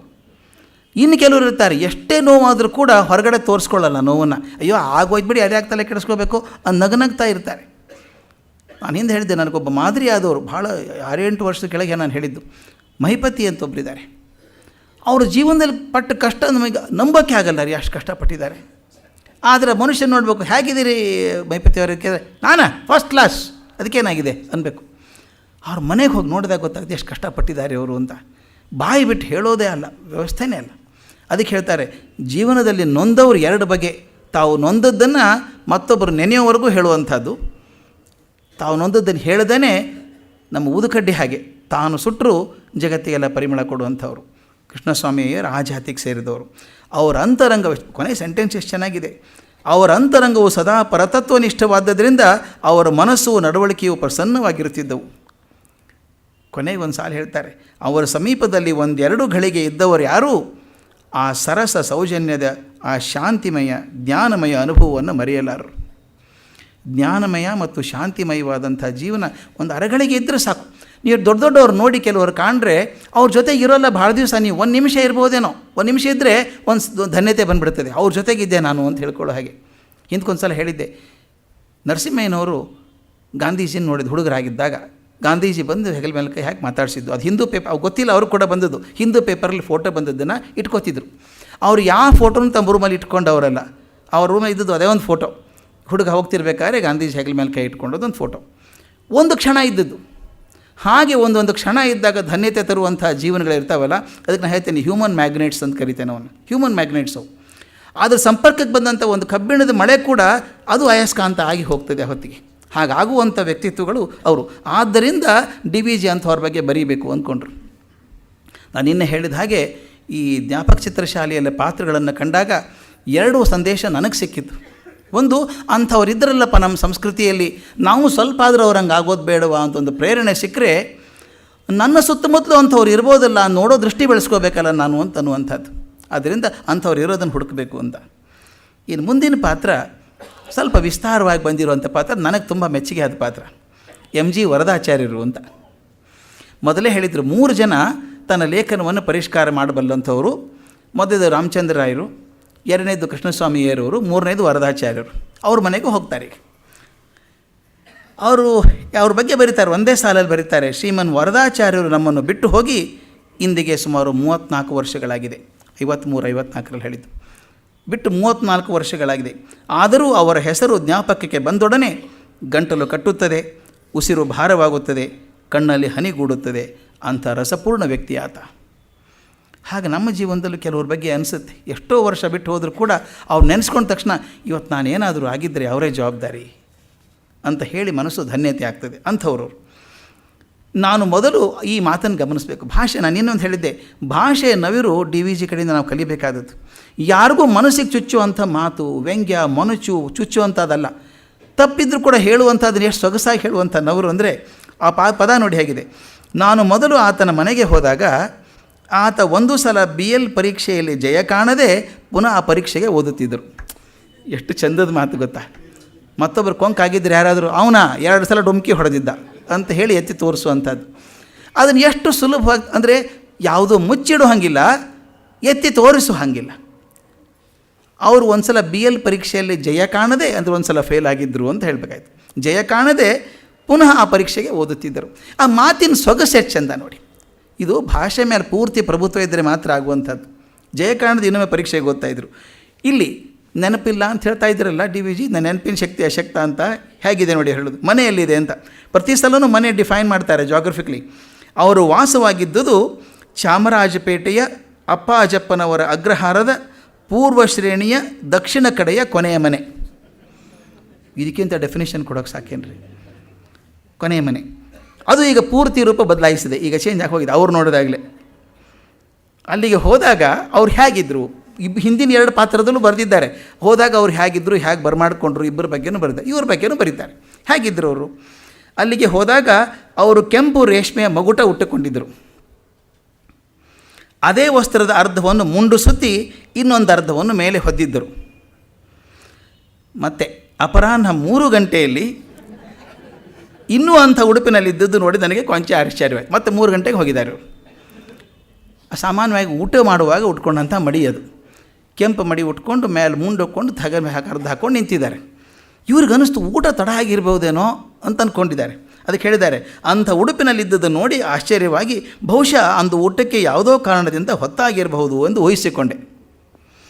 ಅದು ನಿರಾಧಾರ ಊಹೆ ಎಂದು ಕೆಲವು ದಿನಗಳ ಮೇಲೆ ಗೊತ್ತಾಯಿತು. ಅವತ್ತಲ್ಲ, ಕೆಲವು ದಿನಗಳ ಮೇಲೆ. ಯಾಕೆಂದರೆ ಆ ದಿನ ಅವರು ಮಾಮೂಲು ಹೊತ್ತಿಗೆ ಊಟ ಮಾಡಿದರು. ಆದರೆ ಮನಸ್ಸು ಯಾವುದೋ ಹವ್ಯಾಸದಲ್ಲಿ ಮಗ್ನವಾಗಿದ್ದರಿಂದ ಮಡಿಯಿಂದ ಬೇರೆ ಬಟ್ಟೆಗೆ ಬದಲಾಯಿಸೋ ಅವಸರ ತೋರಲಿಲ್ಲ. 3 ತಾಸು ಅವಸರ ತೋರಲಿಲ್ಲ. ಇದ್ದಕ್ಕಿದ್ದಂತೆ ಇದ್ದು ಬಿಟ್ಟರು. ಅಂದರೆ ಅವ್ರ ಮನಸ್ಥಿತಿ ಗೊತ್ತಾಗುತ್ತೆ. ಏನೋ ತನ್ಮಯತೆಯಿಂದ ವಿಚಾರ ಮಾಡುವಾಗ ಬಟ್ಟೆ ಕೂಡ ಬದಲಾಯಿಸಿರಲಿಲ್ಲ, ಹೋದರು. ಇವ್ರು ಹೋದ ತಕ್ಷಣ ಅವ್ರು ಏನು ಮಾಡಿದರು, ಪ್ರಫುಲ್ಲ ಮುಖದಿಂದ ಹೊರಬಾಗಿಲವರೆಗೆ ಬಂದು ಒಳಗೆ ಕರ್ಕೊಂಡು ಹೋದರು. ನಡುಮನೆಯಲ್ಲೇ ಕುಳಿಸಿದರು. ಇದೊಂದು ಭಾಳ ಸೊಗಸಾದಂಥ ವಿಷಯ ಗಮನಿಸಬೇಕು. ನಾನು ಯಾವಾಗಲೂ ಹೇಳ್ತಿರ್ತೀನಲ್ಲ, reading on the lines is very easy, but reading between the lines is more useful. ಆ ಅಕ್ಷರಗಳ ನಡುವೆ ಓದಬೇಕು ಅರ್ಥ. ಅದಕ್ಕೆ ನಮಗೆ ಅಲ್ಲಮ್ಮ ಪ್ರಭು ಹೇಳಿದಾಗ ಶಬ್ದದೊಳಗಿನ ನಿಶ್ಶಬ್ದದಂತೆ ಅಂತ. ಶಬ್ದ ಕೇಳಿಸುತ್ತೆ, ಆ ಶಬ್ದದ ಹಿಂದಿರೋ ನಿಶ್ಶಬ್ದನ ಮನಸ್ಸನ್ನು ತಟ್ಟುತ್ತೆ. ಇಲ್ಲಿ ಓದಬೇಕಾದ್ರೆ ಹೇಗಿದೆ ನೋಡಿ. ಅವ್ರು ಹೇಳ್ತಾರೆ, ಹೋದಾಗ ಏನಾಗಿತ್ತು ಅವ್ರ ಮನೆಯಲ್ಲಿ, ಕೋಣೆಯಲ್ಲಿ ಏನಿತ್ತು, ಅಲ್ಲಿ 4 ಪಕ್ಕದ ಗೋಡೆಗಳ ಮೇಲೂ ಒಳ್ಳೊಳ್ಳೆಯ ಪಟಗಳು, ಫೋಟೋಗ್ರಾಫ್ಗಳು ಇದ್ದವು. ನಡುವೆ ಮೇಜಿನ ಮೇಲೆ ಎತ್ತರವಾದ ಪೀಠದಲ್ಲಿ ರೇಷ್ಮೆಯ ವಸ್ತ್ರದ ಮೇಲೆ ಶ್ರೀರಾಮಕೃಷ್ಣ ಪರಮಹಂಸರ ಮತ್ತು ಸ್ವಾಮಿ ವಿವೇಕಾನಂದ ಚಿತ್ರಪಟಗಳು ಪುಷ್ಪಹಾರಗಳಿಂದ ಅಲಂಕೃತವಾಗಿ ಎದ್ದು ಕಾಣುತ್ತಿದ್ದವು. ಕಣ್ಣಿ ಕಟ್ಟುತ್ತೆ. ಇದಾದರೆ ಏನಾಗುತ್ತೆ, ಇದನ್ನು ಸಾಕಷ್ಟು ಸಲ ನೋಡಿದ್ದುಂಟು. ನೀವು ಯಾವುದೋ ಒಂದು ಬೇರೆ ಊರಿಗೆ ಹೋಗಿರ್ತೀರೋ, ಬೇರೆ ದೇಶಕ್ಕೆ ಹೋಗ್ತಿರೋ, ಹೋದಾಗ ಯಾವುದೋ ಒಂದು ನಂಬ್ಕೊಂಡಿದ್ದೀರಿ, ಯಾವುದೋ ಒಂದು ಇಟ್ಕೊರಿ, ಯಾವುದೋ ಒಂದು ತತ್ವ, ಚಿನ್ಮಯ ಮಿಷನ್ ಆಗ್ಬೋದು, ಅಥವಾ ರಾಮಕೃಷ್ಣ ಮಿಷನ್ ಆಗ್ಬೋದು, ಅಥವಾ ಸಾಯಿಬಾಬಾ ಆಗ್ಬೋದು. ಯಾರೊಬ್ರು ಇದ್ದಾಗ ಅವ್ರ ಕೊಳ್ಳೆಲ್ಲ ಲಾಕೆಟ್ ನೋಡಿದ ತಕ್ಷಣ ನೀವು ಅದನ್ನೇ ನಂಬ್ಕೋತಾ ಇದ್ದರೆ, ಹೌದಾ ನೀವು ಅವ್ರ ಭಕ್ತರಾ? ಒಂದೇ ಸಲ ಸ್ನೇಹ ಹೆಚ್ಚಾಗತ್ತೆ. ಯಾಕಂದ್ರೆ ನಂಬಿಕೊಂಡು ಇರೋಂಥ ದೈವ ಒಂದೇ ಅಂದಾಗ ಮನಸ್ಸಿನ ಹೊಂದಾಣಿಕೆ ಭಾಳ ಬೇಗ ಆಗುತ್ತೆ. ಇಲ್ಲಿ ಡಿ ವಿ ಜಿಗೆ ಆದದ್ದು ಹಾಗೆ. ಯಾವಾಗ ಶ್ರೀ ರಾಮಕೃಷ್ಣರ ವಿವೇಕಾನಂದರ ಫೋಟೋಗಳನ್ನು ನೋಡಿದ್ರೋ ನೆಕ್ಸ್ಟ್ ಸೆಂಟೆನ್ಸ್ ಬರೀತಾರೆ, ಎಷ್ಟು ಚೆನ್ನಾಗಿದೆ ನೋಡಿ. ನನ್ನ ಕಣ್ಣನ್ನು ಮೊದಲು ಮತ್ತು ಪುನಃ ಪುನಃ ಆಕರ್ಷಣೆ ಮಾಡಿದ್ದು ಈ ದೃಶ್ಯ. ಮುಂದಿನ ಸಾಲು ಎಷ್ಟು ಚಂದ ನೋಡಿ. ನಾನು ಅವರು ಒಂದೇ ಗುಡಿಯಲ್ಲಿ ಪೂಜಿಸುತ್ತಿದ್ದವರೆಂದು ಕೂಡಲೇ ನನಗೆ ಭರವಸೆ ಉಂಟಾಯಿತು. ಯಾರನ್ನು ನಾನು ಪೂಜೆ ಮಾಡ್ತೀನೋ ಅವರು ಮಾಡ್ತಾರಲ್ಲ ಅಂದಾಗ ಒಂದೇ ಸಲ ಒಂದು ಏಕೋಭಾವ ಬರ್ತದೆ. ಇದು ಎಲ್ಲ ಕಡೆಗೂ ಆಗುವಂಥದ್ದು. ನಮ್ಮ ಹಾಗೆ ಅವರು ಇದ್ದಾರೆ, ಅವರು ಒಂದೇ ದೇವ ನಂಬ್ಕೊಂಡಿದ್ದಾರೆ ಅಂದಾಗ ಮನಸ್ಸಿನ ಹೊಂದಾಣಿಕೆ ಬೇಗ ಆಯಿತು. ಆದ್ದರಿಂದ ಅವ್ರ ಬಗ್ಗೆ ನನಗೆ ತುಂಬ ವಿಶ್ವಾಸ, ಪ್ರೀತಿ ಬಂತು. ತಮ್ಮ ಪ್ರವರ ಹೇಳ್ಕೊಂಡ್ರು, ಬಂದದ್ದು ಅದಕ್ಕೆ ಅಂತ ಹೇಳಿದರು. ತಮ್ಮ ಮಾರ್ಗವನ್ನು ಹೇಳಿದರು. ಅಲ್ಲಿ ಹೋಗಿದ್ದೆ ರಾಮಚಂದ್ರ ರಾಯರ ಕಡೆಗೆ, ಅವರು ತಿದ್ದಿ ರಾಮಕೃಷ್ಣ ಅಯ್ಯರ ಕಡೆ ಕಳಿಸಿದರು, ನಿಮ್ಮ ಕಡೆ ಬಂದಿದ್ದೇನೆ ಅಂತೆಲ್ಲ ಕೊಟ್ಟರಂತೆ. ಅವರೇನು ಅನ್ಬೇಕು, ತೊಗೊಂಡು ಅದನ್ನು ಕೈಯಲ್ಲಿ ಇಸ್ಕೊಂಡು ಅವ್ರು ನಗುತ್ತಾ, ನಾನು ಅಂಥ ಅಪರಾಧ ಮಾಡುವವನೇ, ಕುಳಿತುಕೊಳ್ಳಿ ಅಂದ್ರಂತೆ. ಕವನ ನಾನು ಬರ್ತೀನಿ, ಕೂತ್ಕೊಳ್ಳಿ, ನಾನು ಅಂಥ ಅಪರಾಧ ಮಾಡುವವನೇ ಅಂತ ಹೇಳಿದ್ರಂತೆ. ಕಡತವನ್ನು ತೊಗೊಂಡ್ರು. ಇವರಿಗೆ ಧೈರ್ಯ ಏನಪ್ಪ ಅಂದರೆ, ಈಗಾಗಲೇ 2 ಸಲ ರಿವ್ಯೂ ಆಗಿದೆ, ರಾಮಚಂದ್ರ ರಾಯರ ಕಡೆಯಿಂದ, ಕೃಷ್ಣಸ್ವಾಮಿ ಅಯ್ಯರ ಕಡೆಯಿಂದ. ಆದರೆ ಫೈನಲ್ ಇದ್ದ ಹಾಗೆ ಆದರೂ ತಂದಿದ್ದಾರೆ. ಆದ್ದರಿಂದ ಕೃಷ್ಣಸ್ವಾಮಿ ಅಯ್ಯರ ಕಡೆಯಿಂದ ಪರಿಷ್ಕೃತವಾದ್ದರಿಂದ ಅವರು ಓದಿನ ಧಾಟಿಗೆ ಅಡ್ಡಿ ಬರುವಂಥ ಯಾವ ತೊಡಕು ಅದರಲ್ಲಿ ಇರಲಿಲ್ಲ. ಚೆನ್ನಾಗಿ ಓದ್ಕೊಂಡು ಹೋದ್ರಂತೆ. ಓದಿ ಭೇಷ್ ಅಂದರು. ಅಂದುಬಿಟ್ಟು ನಾನು ಅಭೇದಾನಂದರ ಕುರಿತು 4 ಪಂಕ್ತಿ ಬರೀಬೇಕು ಅಂದ್ಕೊಂಡಿದ್ದೆ. ಅವ್ರು ಹೇಳಿದ್ದು, ನಾನು ಬರೀಬೇಕು ಅಂದ್ಕೊಂಡು 4 ಪಂಕ್ತಿ, ಅದಕ್ಕಾಗಿ ನಾನು ಇಟ್ಟುಕೊಂಡಿದ್ದ ಭಾವನೆಗಳನ್ನು ನೀವು ತಂದೇ ಬಿಟ್ಟಿದ್ದೀರಿ ಕವನದಲ್ಲಿ, ನಾನೇನು ಬರೀಬೇಕು ಅಂದ್ಕೊಂಡು ಬರದೇ ಬಿಟ್ಟಿದ್ದೀರಿ ನೀವು ಅಂತ ಹೇಳಿದರು. ಅದನ್ನು ಡಿ ವಿ ಜಿ ಎಷ್ಟು ಚಂದ ಬರೀತಾರೆ, ಅದು ಅವರ ಔದಾರ್ಯದ ಕುರುಹು ಅಂತ. ನಾನು ಬರೀಬೇಕಂತ ಬರೆದು ಬಿಟ್ಟಿದ್ದೀರಾ ಅಂದರೆ ಸಂತೋಷ ನೋಡಿ, ಅವ್ರಿಗಿಂತ ಚೆನ್ನಾಗಿ ಬರೆದಿದ್ದೀನಿ ದುಃಖ ಸಂತೋಷ ಪಡೋದಲ್ಲ. ಅವ್ರು ದೊಡ್ಡವ್ರು ಹೇಳುವಂಥ ಮಾತದು. ನಾನು ಹೇಳೋದನ್ನು ಹೇಳಿಬಿಟ್ಟಿದ್ದೀರಲ್ಲ ಅಂದರೆ ನನಗೇನು ಹೇಳಿಕ್ಕೆ ಉಳಿಲಿಲ್ಲ ಅಂತಲ್ಲ. ಅದಕ್ಕೆ ಚೆನ್ನಾಗಿ ಹೇಳ್ತಾರೆ, ಅವರೇ ಬೇರೆಯಾಗಿ 4 ಹಸನಾದ ಪದ್ಯಗಳನ್ನು ಬರೆದಿದ್ದರೆಂದು ಅವು ಅವರ ಸ್ವತಂತ್ರ ಮಾರ್ಗದಲ್ಲಿದ್ದವೆಂದು ನನಗೆ ಈಗ ಪಕ್ಕಾ ಜ್ಞಾಪಕವಾಗಿದೆ. ಅಂದರೆ ಅವರು ಇದಕ್ಕಿಂತ 4 ಪದ್ಯ ಬೇರೆ ಬರೆದಿದ್ದಾರೆ, ಶಕ್ತಿ ಇದೆ. ಆದರೆ ಇವ್ರನ್ನ ಮೆಚ್ಚಿಸೋದಕ್ಕೋಸ್ಕರ, ಉತ್ಸಾಹ ಕೊಡೋದಕ್ಕೋಸ್ಕರ ನನ್ನ ವಿಚಾರಗಳನ್ನ ಹೇಳಿಬಿಟ್ಟಿದ್ದೀರಲ್ಲಪ್ಪ ನೀವು ಅಂತ ಹೇಳಿದ್ರಂತೆ. ವರದಾಚಾರ್ಯರ ಸ್ವಭಾವ ಹೇಗೆ ಅಂತ, ತುಂಬ ಸ್ನೇಹಗೋಷ್ಠಿ ಪ್ರಿಯರು, ಯಾವಾಗಲೂ ಜನ ಸುತ್ತಮುತ್ತಲ ಇರಬೇಕು. ಪ್ರತಿ ಸಂಜೆ ಹರಟೆ ಕುಡ್ಕೊಳ್ಳೋರು, ಚಿಂತನೆಯೂ ಮಾಡೋರು. ರಾಮಸ್ವಾಮಿ ಅಯ್ಯಂಗಾರ್ ಮನೇಲಿ ಸೇರಿಕೊಂಡಾಗ ಏನೇನೋ ವಿಷಯಗಳನ್ನು, ಸಾಹಿತ್ಯ ವಿಚಾರಗಳನ್ನು ಮಾಡ್ತಾ ಕೊಡ್ತಿದ್ರು. ವರದಾಚಾರ್ಯರು BL ಪಾಸ್ ಆದರು, 2ನೇ ಅಟೆಂಪ್ಟ್ ಆದರೂ DL ಪಾಸ್ ಆದರು. ಪಾಸ್ ಆದಮೇಲೆ ಎಷ್ಟು ಬೇಗ ಬೆಳೆದ್ರು ಅವರು ಅಂತ, ಇದನ್ನು ಬೆಳವಣಿಗೆಯನ್ನು DVG ಕಂಡವರು. ಎಷ್ಟು ಚೆಂದ ಬರೀತಾರೆ ಅವರು, ಎಷ್ಟು ಮೇಲಕ್ಕೆ ಬೇಗ ಬೇಗ ಹೋದರು ಅಂದರೆ ಈ ಜವಾಬ್ದಾರಿಯಿಂದ ಸಾಹಿತ್ಯ ಗೋಷ್ಠಿಗೆ ದಿನ ಬರೋಕ್ಕೆ ಆಗ್ತಿರಲಿಲ್ಲ ಅವರಿಗೆ. ಕೆಲಸ ಶುರು ಆಯ್ತಲ್ಲ, ಅವ್ರು ಯಾರ ಕಡೆ ಮಾಡ್ತಿದ್ರು? ಆಗ ಅತ್ಯಂತ ಪ್ರಸಿದ್ಧರಾದ ಶ್ರೀನಿವಾಸ ಅಯ್ಯಂಗಾರ್ ಅವ್ರ ಆಫೀಸಲ್ಲಿ ಕೆಲಸ ಶುರು ಮಾಡಿದ್ರಂತೆ. ದೊರೆಸ್ವಾಮಿ ಅಯ್ಯರವರು, ಅವರು ದೊಡ್ಡ ವಕೀಲರಾಗಿ ದೊಡ್ಡ ದೊಡ್ಡ ಸ್ಥಾನದಲ್ಲಿದ್ದು ಹೈಕೋರ್ಟಿನ ಮುಖ್ಯ ನ್ಯಾಯಾಧಿಕಾರಿಗಳಾಗಿದ್ದರಂತೆ. ಆ ನಂತರ ನಮ್ಮ ಆಫೀಸ್ ಶುರು ಮಾಡಿದ್ರಂತೆ. ಅವ್ರ ಆಫೀಸಲ್ಲಿ ಇವರು ಶುರು ಮಾಡಿದರು. ಇಬ್ಬರು ಕೂಡ ಹೊಸ ಆಫೀಸನ್ನು ಮಾಡಿಕೊಂಡ್ರು. ಅಂದರೆ ವಕೀಲಿ ವೃತ್ತಿಯಲ್ಲಿ ತುಂಬ ಉತ್ಸಾಹ ತೋರಿಸಿ ಶುರು ಮಾಡಿದರು. ಬೆಳವಣಿಗೆ ಎಷ್ಟು ವೇಗ ಆಯಿತು ಅಂತ ಬರೀತಾರೆ. ಅವರು ಜಾಸ್ತಿ ದಿವಸ ಬದುಕಿದ್ದಿದ್ದರೆ, ವರದಾಚಾರ್ಯ ಜಾಸ್ತಿ ದಿವಸ ಬದುಕಲಿಲ್ಲ, ಬದುಕಿದ್ದಿದ್ದರೆ ಅವರು ಹೈಕೋರ್ಟ್ ಪದವಿ ಖಂಡಿತ ಹತ್ತಾಯಿದ್ರು, ಅಥವಾ ಇನ್ಯಾವುದೋ ಅತ್ಯುನ್ನತ ಪದವಿ ಖಂಡಿತ ಹೋಗಬಲ್ಲಂಥ ಶಕ್ತಿ ಇದ್ದಂಥವ್ರು ಅವರು.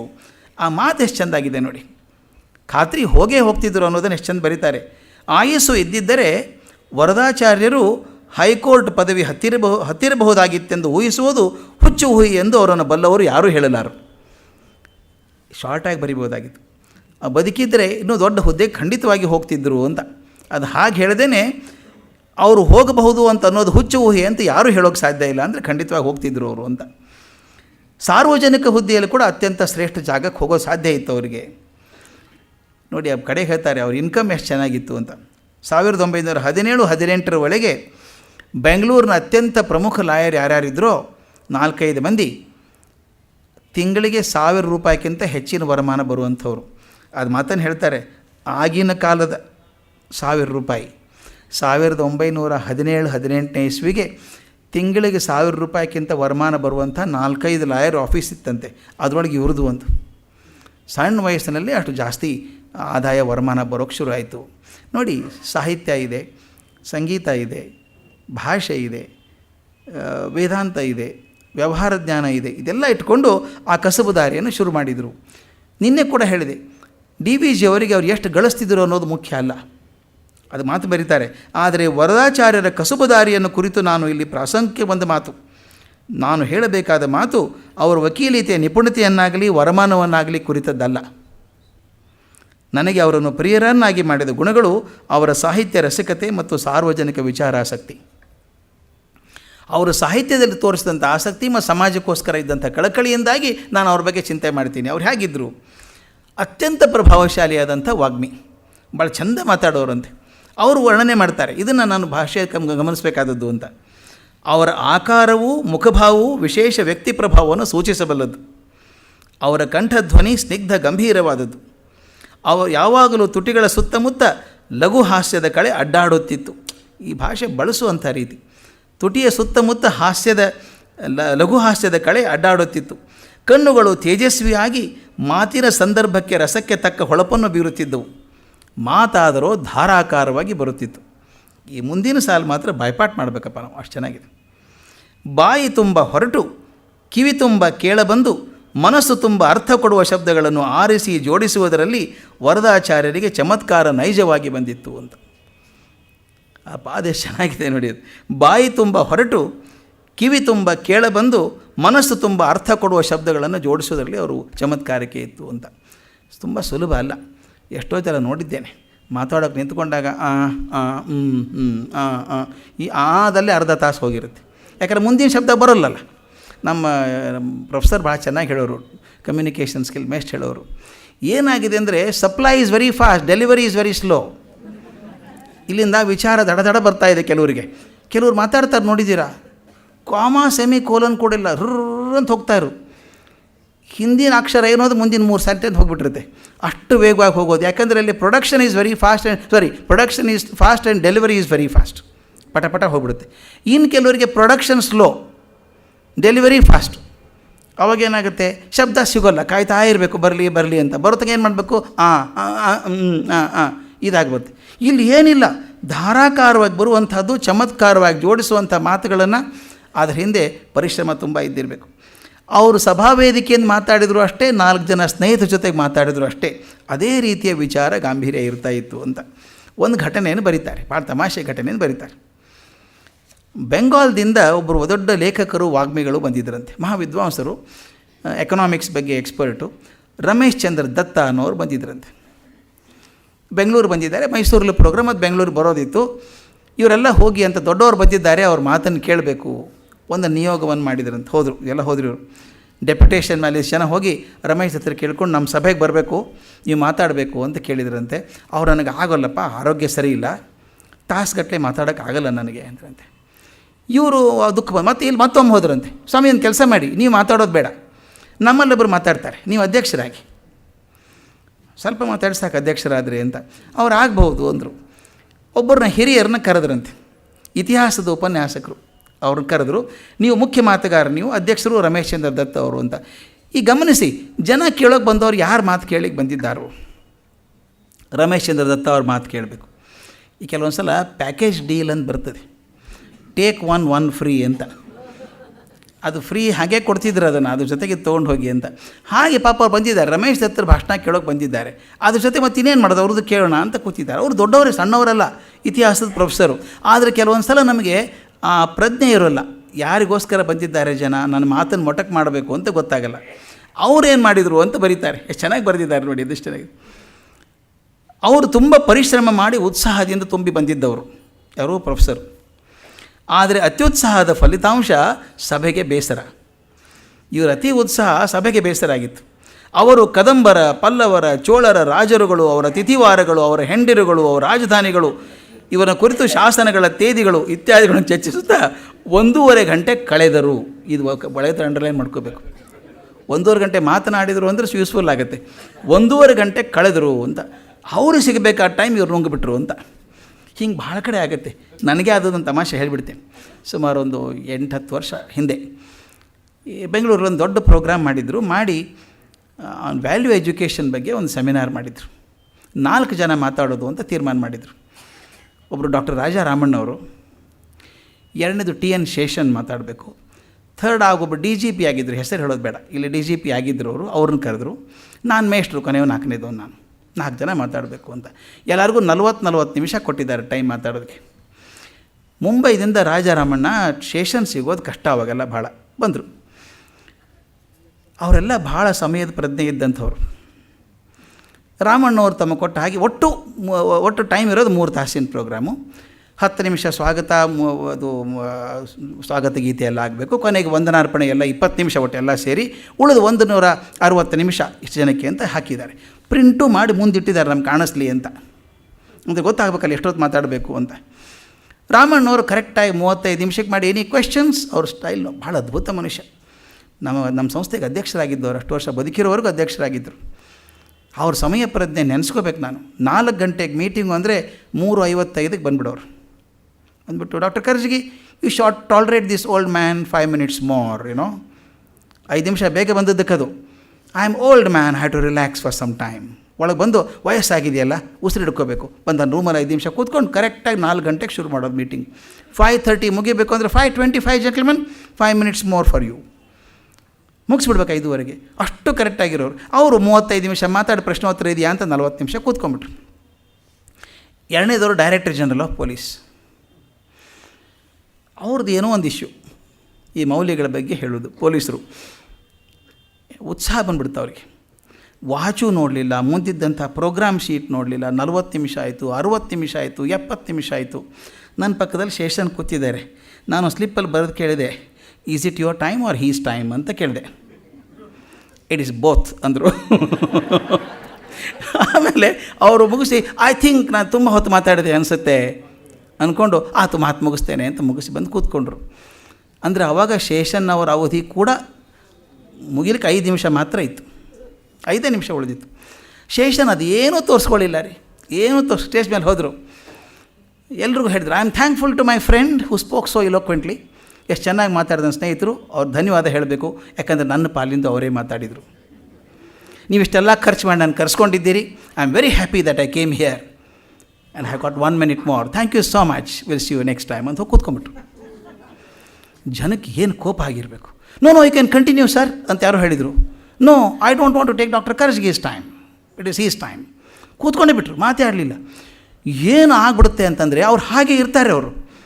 ನಾನು ಹೇಳಿದೆ ಮಾತಾಡ್ಬೋದಾಗಿತ್ತೆ ಅನ್ನೋದು. No no no, these people should have sense of time. ಗೊತ್ತಾಗಬೇಕು ಅವ್ರಿಗೆ ಹೇಗೆ ಮಾತಾಡಬೇಕು ಅಂತ ಹೇಳಿ. ಮಾತೇ ಆಡಲಿಲ್ಲ ಮನುಷ್ಯ.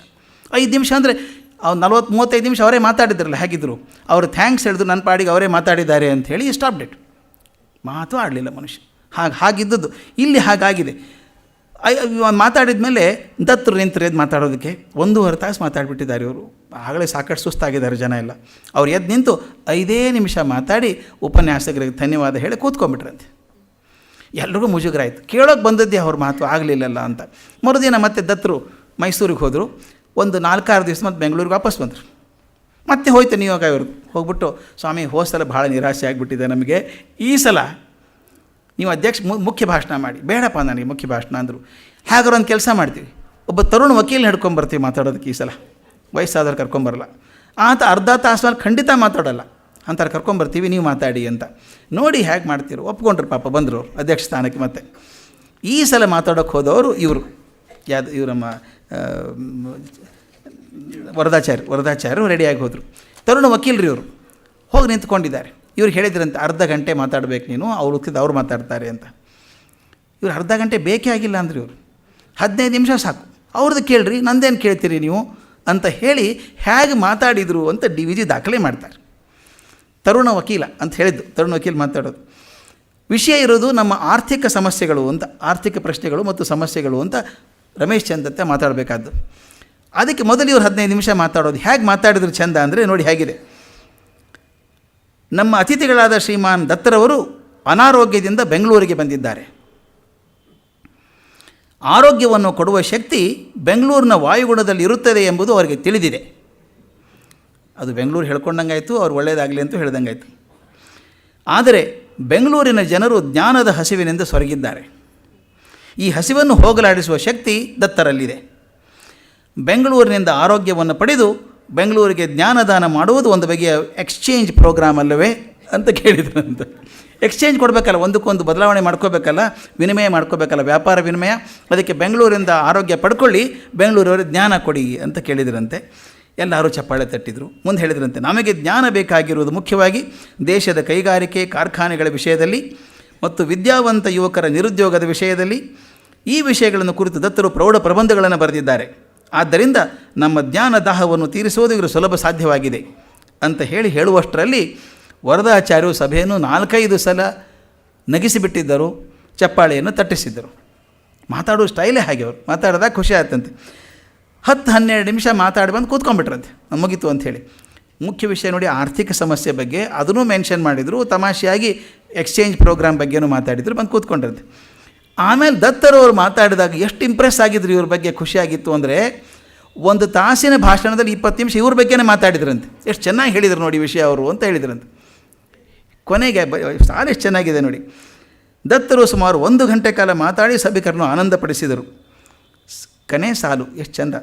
ಸಭೆ ಮುಗಿಯುವಾಗ ಈ 2 ಉಪನ್ಯಾಸಗಳಲ್ಲಿ ಯಾವುದನ್ನು ಹೆಚ್ಚು ಕೊಂಡಾಡಬೇಕೆಂಬುದನ್ನು ಸಭಿಕರು ತಮ್ಮಲ್ಲೇ ಚರ್ಚೆ ಮಾಡಿಕೊಳ್ಳುತ್ತಿದ್ದರು. ಎಷ್ಟು ಹೊತ್ತು ಮಾತಾಡ್ತೀವಿ ಅನ್ನೋದು ಮುಖ್ಯ ಅಲ್ಲ, ಏನು ಮಾತಾಡ್ತೀವಿ ಅನ್ನೋದು ಮುಖ್ಯ. ಇವರು 15 ನಿಮಿಷ ಮಾಡಿದಂಥ ಉಪನ್ಯಾಸ, ಅವ್ರು 1 ತಾಸು ದತ್ತರು ಮಾಡಿದಂಥದ್ದು, ಇದರೊಳಗೆ ಯಾವ ಚೆನ್ನಾಗಿತ್ತು ಅಂತ ಜನ ಚರ್ಚೆ ಮಾಡುವಷ್ಟರ ಮಟ್ಟಿಗೆ ಚೆನ್ನಾಗಿತ್ತು ಅಂತ. ಇದು ಭಾಷಣ ಕಲೆ, ಅದು ಮಾತಾಡುವಂಥದ್ದು.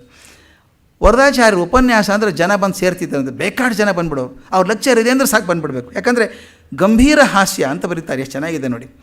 ಕೆಲವರು ತುಂಬ ಏನಿದ್ರೂ ಜೋಕ್ ಮಾಡಿಬಿಡ್ತಾರೆ, ಕೆಲವರು ಏನು ಸಿಕ್ಕರೂ ಜೋಕ್ ಮಾಡುವಂಥದ್ದು. ಅದು ಹಾಗಲ್ಲ, ಗಂಭೀರವಾದಂಥ ಹಾಸ್ಯ. ಗಂಭೀರತೆ ಇರಬೇಕು, ಗಂಭೀರತೆ ಕಳ್ಕೊಳ್ಬಾರ್ದು. ಅದಕ್ಕೆ ಪೂರಕವಾದ ಹಾಸ್ಯವನ್ನು ನವಿರಾಗಿ ತೊಗೊಂಬರುವಂಥ ಶಕ್ತಿ ಅವರಲ್ಲಿತ್ತು. ಅವರು ಆಗಾಗ ಲೇಖನ ಬರೀತಿದ್ದರಂತೆ. ಒಂದು ಘಟನೆ ಬಹಳ ಚೆನ್ನಾಗಿರೋದಿದೆ. ಕರ್ನಾಟಕ ಅಂತ ಒಂದು ಪತ್ರಿಕೆ ಇತ್ತು, ಇಂಗ್ಲೀಷ್ ಭಾಷೆಯ ವಾರಾರ್ಧ. ಆ ಪತ್ರಿಕೆಗೆ ಆಗಾಗ ಲೇಖನ ಬರೀತಿದ್ರು ವರದಾಚಾರ್ಯರು. ಅದು ಸ್ವಲ್ಪ ಕಟುವಾಗಿ ಟೀಕೆ ಮಾಡುವಂಥ ಪತ್ರಿಕೆ. ಇವ್ರ ಮಾತುಗಳು ಹಾಗೇ ಇರ್ತಿತ್ತು. ಸಮಾಜ ಟೀಕೆ ಮಾಡೋದು, ಕುಡಿತದ ಬಗ್ಗೆ ಅದ್ರ ಬಗ್ಗೆ ಎಲ್ಲ ಸ್ವಲ್ಪ ಹೊರಟಾಗಿ ಬರಿತಿದ್ರಂತೆ. ಅಲ್ಲೊಂದು ಕ್ಲಬ್ ಇತ್ತು. ಆ ಒಂದು ಕ್ಲಬ್ಬು ಅಧಿಕಾರಸ್ಥರೆಲ್ಲ ಸಾಕಷ್ಟು ಜನ ಮೆಂಬರ್ಸ್ ಅದಕ್ಕೆ. ಆ ಕ್ಲಬ್ಬಿಗೆ ಇವರು ಮೆಂಬರು, ವರದಾಚಾರ್ಯ ಮೆಂಬರು. ಸ್ವಲ್ಪ ಟ್ರಿಕಿ ಇದೆ ಸಿಚುವೇಶನ್ ಇದು. ಎಲ್ಲ ಕ್ಲಬ್ಗಳ ಬಗ್ಗೆ ಹಾರ್ಷಾಗಿ ಬರೆಯೋರು ಇವರು, ಸ್ಟ್ರಾಂಗಾಗಿ ಬರೀತೀವಿ ವರದಾಚಾರ್ಯರು. ಇವರು ಕ್ಲಬ್ ಮೆಂಬರೇ. ಒಂದು ಸಲ ಆ ಕ್ಲಬ್ಬಿಂದ ಪಾರ್ಟಿ ಇತ್ತಂತೆ. ಆ ಪಾರ್ಟಿ ಹೇಗಿತ್ತು ಅಂತ ಡಿ ವಿ ಜಿಯವ್ರ ಮಾತೆಯಲ್ಲಿ ನೋಡ್ಬೇಕು ಅದನ್ನು. ಒಂದಾನೊಂದು ಕ್ಲಬ್ಬಿನಲ್ಲಿ ಮಧುಪರ್ಕದ ಏರ್ಪಾಟಿದ್ದುದನ್ನು ಕಂಡು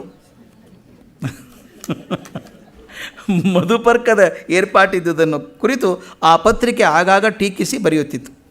ಏನೇ ಕುಡಿತಾರೆ ಕ್ಲಬ್ಬಲ್ಲಿ ಇವರು ಅಂತ ಬರೀತಾ ಇತ್ತು. ಮಧು ಸೇವಕರಿಗೆ ಅದು ಕಂಟಕಪ್ರಾಯವಾಗಿತ್ತಷ್ಟೇ. ಮಧು ಸೇವಕರಿಗೆ ಕಷ್ಟ ಅಲ್ಲ ಚುಚ್ಕೊಳ್ಳೋದು, ಪೇಪರಲ್ಲಿ ಬರ್ತದೆ ಇದು ಅಂತ. ಆ ಕ್ಲಬ್ಬಿನಲ್ಲಿ ವರದಾಚಾರ್ಯರು ಮೆಂಬರ್ ಆಗಿದ್ದು. ಒಂದು ಸಲ ವಾರ್ಷಿಕೋತ್ಸವ ಆಯ್ತಂತ ಕ್ಲಬ್ಬಿಂದು, ದೊಡ್ಡದಾಗಿ ಸಮಾರಂಭ ಮಾಡಿದ್ದಾರೆ. ವಾರ್ಷಿಕೋತ್ಸವ ವಿಜೃಂಭಣೆಯಿಂದ ನಡೆಯಿತು. ರಾತ್ರಿ ಭೋಜನ, ಅದರಲ್ಲಿ ಬಗೆ ಬಗೆಯ ತರಕಾರಿಗಳು, ಭಕ್ಷ್ಯ ಭೋಜ್ಯಗಳು, ರಂಗುರಂಗಿನ ಪಾನಕಗಳು ಇವೆಲ್ಲ ಬೇಕಾದವರಿಗೆ ಬೇಕಾದಂತೆ ಸಿದ್ಧವಾಗಿತ್ತು. ಆ ಕ್ಲಬ್ಬಿನ ಪಾರ್ಟಿ ನಡೀತಿತ್ತು. ಭೋಜನ ನಂತರ ಉಪನ್ಯಾಸಗಳಿಗೆ ಪ್ರಾರಂಭ. ಇದೊಂದು ಆಗಿನ ಕಾಲದಲ್ಲಿ ಹುಚ್ಚು. ಆಫ್ಟರ್ ಡಿನ್ನರ್ ಟಾಕ್ಸ್ ಅಂತ ಇರೋದು. Lunch on meetings, after dinner talks ಅಂತ ಊಟ ಮಾಡ್ಕೊಂಡು ಊಟ ಆದ ತಕ್ಷಣ ಭಾಷಣ ಮಾಡೋದು. ಹಾಗೆ ಭಾಷಣ ಶುರು ಆದಾಗ ಅಲ್ಲಿದ್ದಂಥ ಅಧಿಕಾರಿ ಒಬ್ಬರು ಹೇಳಿದ್ರಂತೆ, ಆ ಕರ್ನಾಟಕ ಪತ್ರಿಕೆ ಇದೆಯಲ್ಲ ಭಾಳ ಒರಟಾಗಿ ಬರೀತಾನೆ ನಮ್ಮ ಬಗ್ಗೆ, ನೀವೊಂದು ವಾಪಸ್ ಕೊಡಿ ಅವನಿಗೆ ಸರಿಯಾಗಿ ಅಂತ. ಇವರು ಅದಕ್ಕೆ ಬರೀತಿದ್ರು ಅಂತ ಗೊತ್ತಿತ್ತೋ ಇಲ್ಲೋ ಗೊತ್ತಿಲ್ಲ ಅವರಿಗೆ. ನೀವೊಂದು ಕರ್ನಾಟಕ ಪತ್ರಿಕೆ ಸರಿಯಾಗಿ ಒಂದು ಜವಾಬು ಕೊಡಬೇಕು. ಅವ್ರ ಭಾಷೆ ಚೆನ್ನಾಗಿದೆ, ಅವರಿಗೆ ಕರ್ನಾಟಕಕ್ಕೆ ಜವಾಬು ಕೊಡಬೇಕು ಎಂದು ಹುರಿದುಂಬಿಸಿದರು. ವರದಾಚಾರ್ಯ ಸಂತೋಷದಿಂದ ಎದ್ದು ನಿಂತು ಮಾತಿಗೆ ಮೊದಲಾದರು. ಹೇಗೆ ಮಾತಾಡಿದರು ಅವರು ಅಂತ ಆ ಮಾತನ್ನು ಗಮನಿಸಬೇಕು. ಮೊದಲು ಕೆಲವು ಪೀಠಿಕಾ ವಚನಗಳನ್ನು ಹೇಳಿ ಬಳಿಕ as for the rising and potent organ of ಅಂತ ಇಂಗ್ಲೀಷಲ್ಲಿ ಮಾತಾಡಿದ್ದು ಹೇಳಿದ್ರಂತೆ. ಆ ಪತ್ರಿಕೆಯ ಮುಖ್ಯ ಉದ್ದೇಶವು ಈಗ ಇಲ್ಲಿ ಎಷ್ಟು ಚೆನ್ನಾಗಿ ನೆರವೇರಿದೆ ಎಂಬುದು ಎಲ್ಲರಿಗೂ ಪ್ರತ್ಯಕ್ಷವಾಗಿದೆ. ಆ ಪತ್ರಿಕೆಯ ಉದ್ದೇಶ ನೆರವೇರಿದೆ, ಇಲ್ಲಿ ಪ್ರತ್ಯಕ್ಷವಾಗಿದೆ. ಪೂರ್ವ ದೇಶ ಪಶ್ಚಿಮ ದೇಶಗಳ ಸಂಸ್ಕೃತಿಗಳನ್ನು ಸಮ್ಮೇಳನ ಮಾಡಿಸುವುದು ಅವಶ್ಯಕ ಎಂದು ಪತ್ರಿಕೆ ಪದೇ ಪದೇ ಸಾರಿದೆ. ಪೂರ್ವ ದೇಶ ಮತ್ತು ಪಶ್ಚಿಮ ದೇಶಗಳ ಸಂಸ್ಕೃತಿಗಳನ್ನು ಸರಿಯಾಗಿ ಸಮ್ಮೇಳನ ಮಾಡುವುದು ಅವಶ್ಯಕ ಎಂದು ಪತ್ರಿಕೆ ಪದೇ ಪದೇ ಸಾರಿದೆ. ಈಗ ಇಲ್ಲಿ ನೋಡಿ, ನಮ್ಮ ಸದಸ್ಯರ ಅನೇಕರು ಆ ಉದ್ದೇಶವನ್ನು ಎಷ್ಟು ದೂರ ನೆರವೇರಿಸಿದ್ದಾರೆಂದರೆ ಅವರ ಸ್ಥಿತಿಯೇ ಅದಕ್ಕೆ ನಿದರ್ಶನವಾಗಿದೆ. ಚೆನ್ನಾಗಿ ಕುಡಿದುಬಿಟ್ಟಿದ್ದಾರೆ, ಅದಕ್ಕೆ ಪೂರ್ವ ಪಶ್ಚಿಮ ಎರಡೂ ಸೇರ್ಕೊಂಡ್ಬಿಟ್ಟಿದ್ದಾವೆ ಅಂತ. ಅಷ್ಟೇ ಅಲ್ಲ, ಪೂರ್ವವಾವುದೋ ಪಶ್ಚಿಮವಾವುದೋ ಎಂಬ ಭೇದವೇ ತಿಳಿಯದಂತಾಗಿದ್ದಾರೆ ಅವರು. ಮುಂದೆ ಈ ಮೇಲ್ಮೇಲಿನ ಸಂಸ್ಕೃತಿ ಸಾಲದೆಂದು, ಎರಡು ಅರ್ಥ ಇದೆ ಅದಕ್ಕೆ. ಈ ಮೇಲ್ಮೇಲಿನ ಸಂಸ್ಕೃತಿ ಸಾಲದೆಂದು ಅನೇಕರು ಮೇಜು ಕುರ್ಚಿಗಳ ಕೆಳಗಳಿಗೂ ಹೋಗಿದ್ದಾರೆ. ಎಚ್ಚರ ತಪ್ಪಿ ಬಿದ್ದಿದ್ದಾರೆ ಕುರ್ಚಿ ಕೆಳಗೆ ಅಂತ ಕುಡಿದು ಎಚ್ಚರ ತಪ್ಪಿ. ಅದಕ್ಕೆ ಮೇಲ್ಮೇಲಿನ ಸಂಸ್ಕೃತಿ ಸಾಲದೆಂದು ಅವರು ಮೇಜು ಕುರ್ಚಿಗಳ ಕೆಳಗಡೆಗೂ ಹೋಗುತ್ತಿದ್ದಾರೆ. ಇನ್ನೂ ಒಂದು ವಿಶೇಷ, ಇಲ್ಲಿ ನಾವು ಅಳಿಸಿ ಹಾಕಿರುವುದು ದಿಗ್ಭೇದಗಳನ್ನು ಮಾತ್ರವಲ್ಲ, ದಿಕ್ಕುಗಳ ಭೇದ ಮಾತ್ರ ಅಳಿಸಿ ಹಾಕಿಲ್ಲ, ನಾವು ಸಜೀವಕ್ಕೂ ನಿರ್ಜೀವಕ್ಕೂ ಅಭೇದವನ್ನು ಕಲ್ಪಿಸಿದ್ದೇವೆ. ಯಾವುದು ಬದುಕಿದ್ದು ಯಾವುದು ಬದುಕಿಲ್ಲ ಗೊತ್ತಾಗಲ್ಲ. ಇಂಥದ್ದನ್ನು ನೋಡಿದರೆ ಯಾವ ಸಂಸ್ಕೃತಿ ಪ್ರೇಮಿ ತಾನೇ ನಮ್ಮ ಸಂಸ್ಥೆಯ ಮಹಿಮೆಯನ್ನು ಮೆಚ್ಚಿಕೊಳ್ಳಲಾರ ಅಂತ ಕೇಳಿದರು. ಇವರಿಗೆ ಕರ್ನಾಟಕಕ್ಕೆ ಉತ್ತರ ಕೊಡಿ ಅಂತ ಕರೆದದ್ದು. ಇವರು ಕೊಟ್ಟದ್ದು ಇವರಿಗೆ. ಇದೇ ಶೈಲಿಯಲ್ಲಿ 5 ನಿಮಿಷ ಮಾತಾಡಿದರು. ಆ ಸಭಿಕರಲ್ಲಿ ನಕ್ಕು ನಕ್ಕು ಹೊಟ್ಟೆ ಹೆಸಕಿಕೊಳ್ಳದವರು ಒಬ್ಬರೂ ಇರಲಿಲ್ಲ. ಆಮೇಲೆ 1 ತಿಂಗಳು ಯಾವ ಗೋಷ್ಠಿಗೆ ಹೋದರೂ ಇದೇ ಭಾಷಣದ ಮಾತು. ಇವರು ಮಾತಾಡಿದ್ದು ಎಲ್ಲ ಕಡೆಯೂ. ಆ ಅಧಿಕಾರಿಗೆ ಅನಿಸಿರ್ಬೇಕು, ಯಾಕಾದರೂ ಮಾತಾಡೋದು ಇವನಿಗೆ ಅಂತ ಅನಿಸಿರ್ಬೇಕು. ಈ ಶೈಲಿ ಯಾವಾಗಲೂ ಅವ್ರದ್ದು. ಇನ್ನೊಂದು ಘಟನೆ ಡಿ ವಿ ಜಿ ಇದ್ದಾಗ ಆದದ್ದು ಒಂದು ಬರೀತಾರೆ. ಕಕ್ಷಿದಾರ ಬರ್ತಾರೆ, ವಕೀಲರಿಂದ ಸುಮಾರು ಕಕ್ಷಿದಾರ ಇರ್ತಾರಲ್ಲ, ಇವರು ಅಟ್ಟದ ಮೇಲೆ ಇದ್ದರಂತೆ, ಇಳಿದು ಕೆಳಗೆ ಬರ್ತಿದ್ರಂತೆ. ಬಂದಾಗ ಅವ್ರು ಕೂತಿದ್ದಾರೆ, ರೈತರು, ಗೌಡ್ರವರು. ಸಿಟ್ಟು ಬಂದುಬಿಟ್ಟಿದೆ ವಿಪರೀತ ಅವ್ರಿಗೆ. ಯಾಕೆ ಸಿಟ್ಟು ಬಂದಿದೆ ಅಂದರೆ, ಅವ್ರ ಹೆಸರು ಶ್ರೀ ಹುಚ್ಚು ವೀರೇಗೌಡರು ಅಂತ ಅವ್ರ ಹೆಸರು. ವಿಪರೀತ ಸಿಟ್ಟು ಬಂದುಬಿಟ್ಟಿದ್ದವ್ರು. ಸಿಟ್ಟು ಯಾಕೆ ಬಂದಿದೆ ಅಂದರೆ, ಇವನು ಯುದ್ಧನಲ್ಲ, ಅವನು ಮೊಕದ್ದಮೆಯಲ್ಲಿದ್ದಂಥವನು, ವಿರೋಧ ಪಕ್ಷದವನು ಏನೇನೋ ಕಾರಣ ಹೇಳಿ ಮುಂದೆ ಹಾಕ್ತಾ ಇದ್ದಾನೆ ಡೇಟು. ಇವತ್ತು ಬೇಡ, ಮುಂದಿನ ತಿಂಗಳು ಹಾಕ್ಕೊಂಡು ಸಾಕಾಗಿ ಹೋಗಿದೆ. ಎಷ್ಟೊಂದು ಅಡ್ಜರ್ಮೆಂಟ್ ಕೊಡಿದ್ರಿ ಅವರು. ಇವನು ಸಿಟ್ಟು ಬಂತು, ಮುದ್ದ ಮಾಡ್ತಿದ್ದಾನೆ ಅವನು, ಕೃತ್ರಿಮ ಮಾಡ್ತಿದ್ದಾನೆ ಅಂತ ಸಿಟ್ಟು ಬಂದಿದೆ.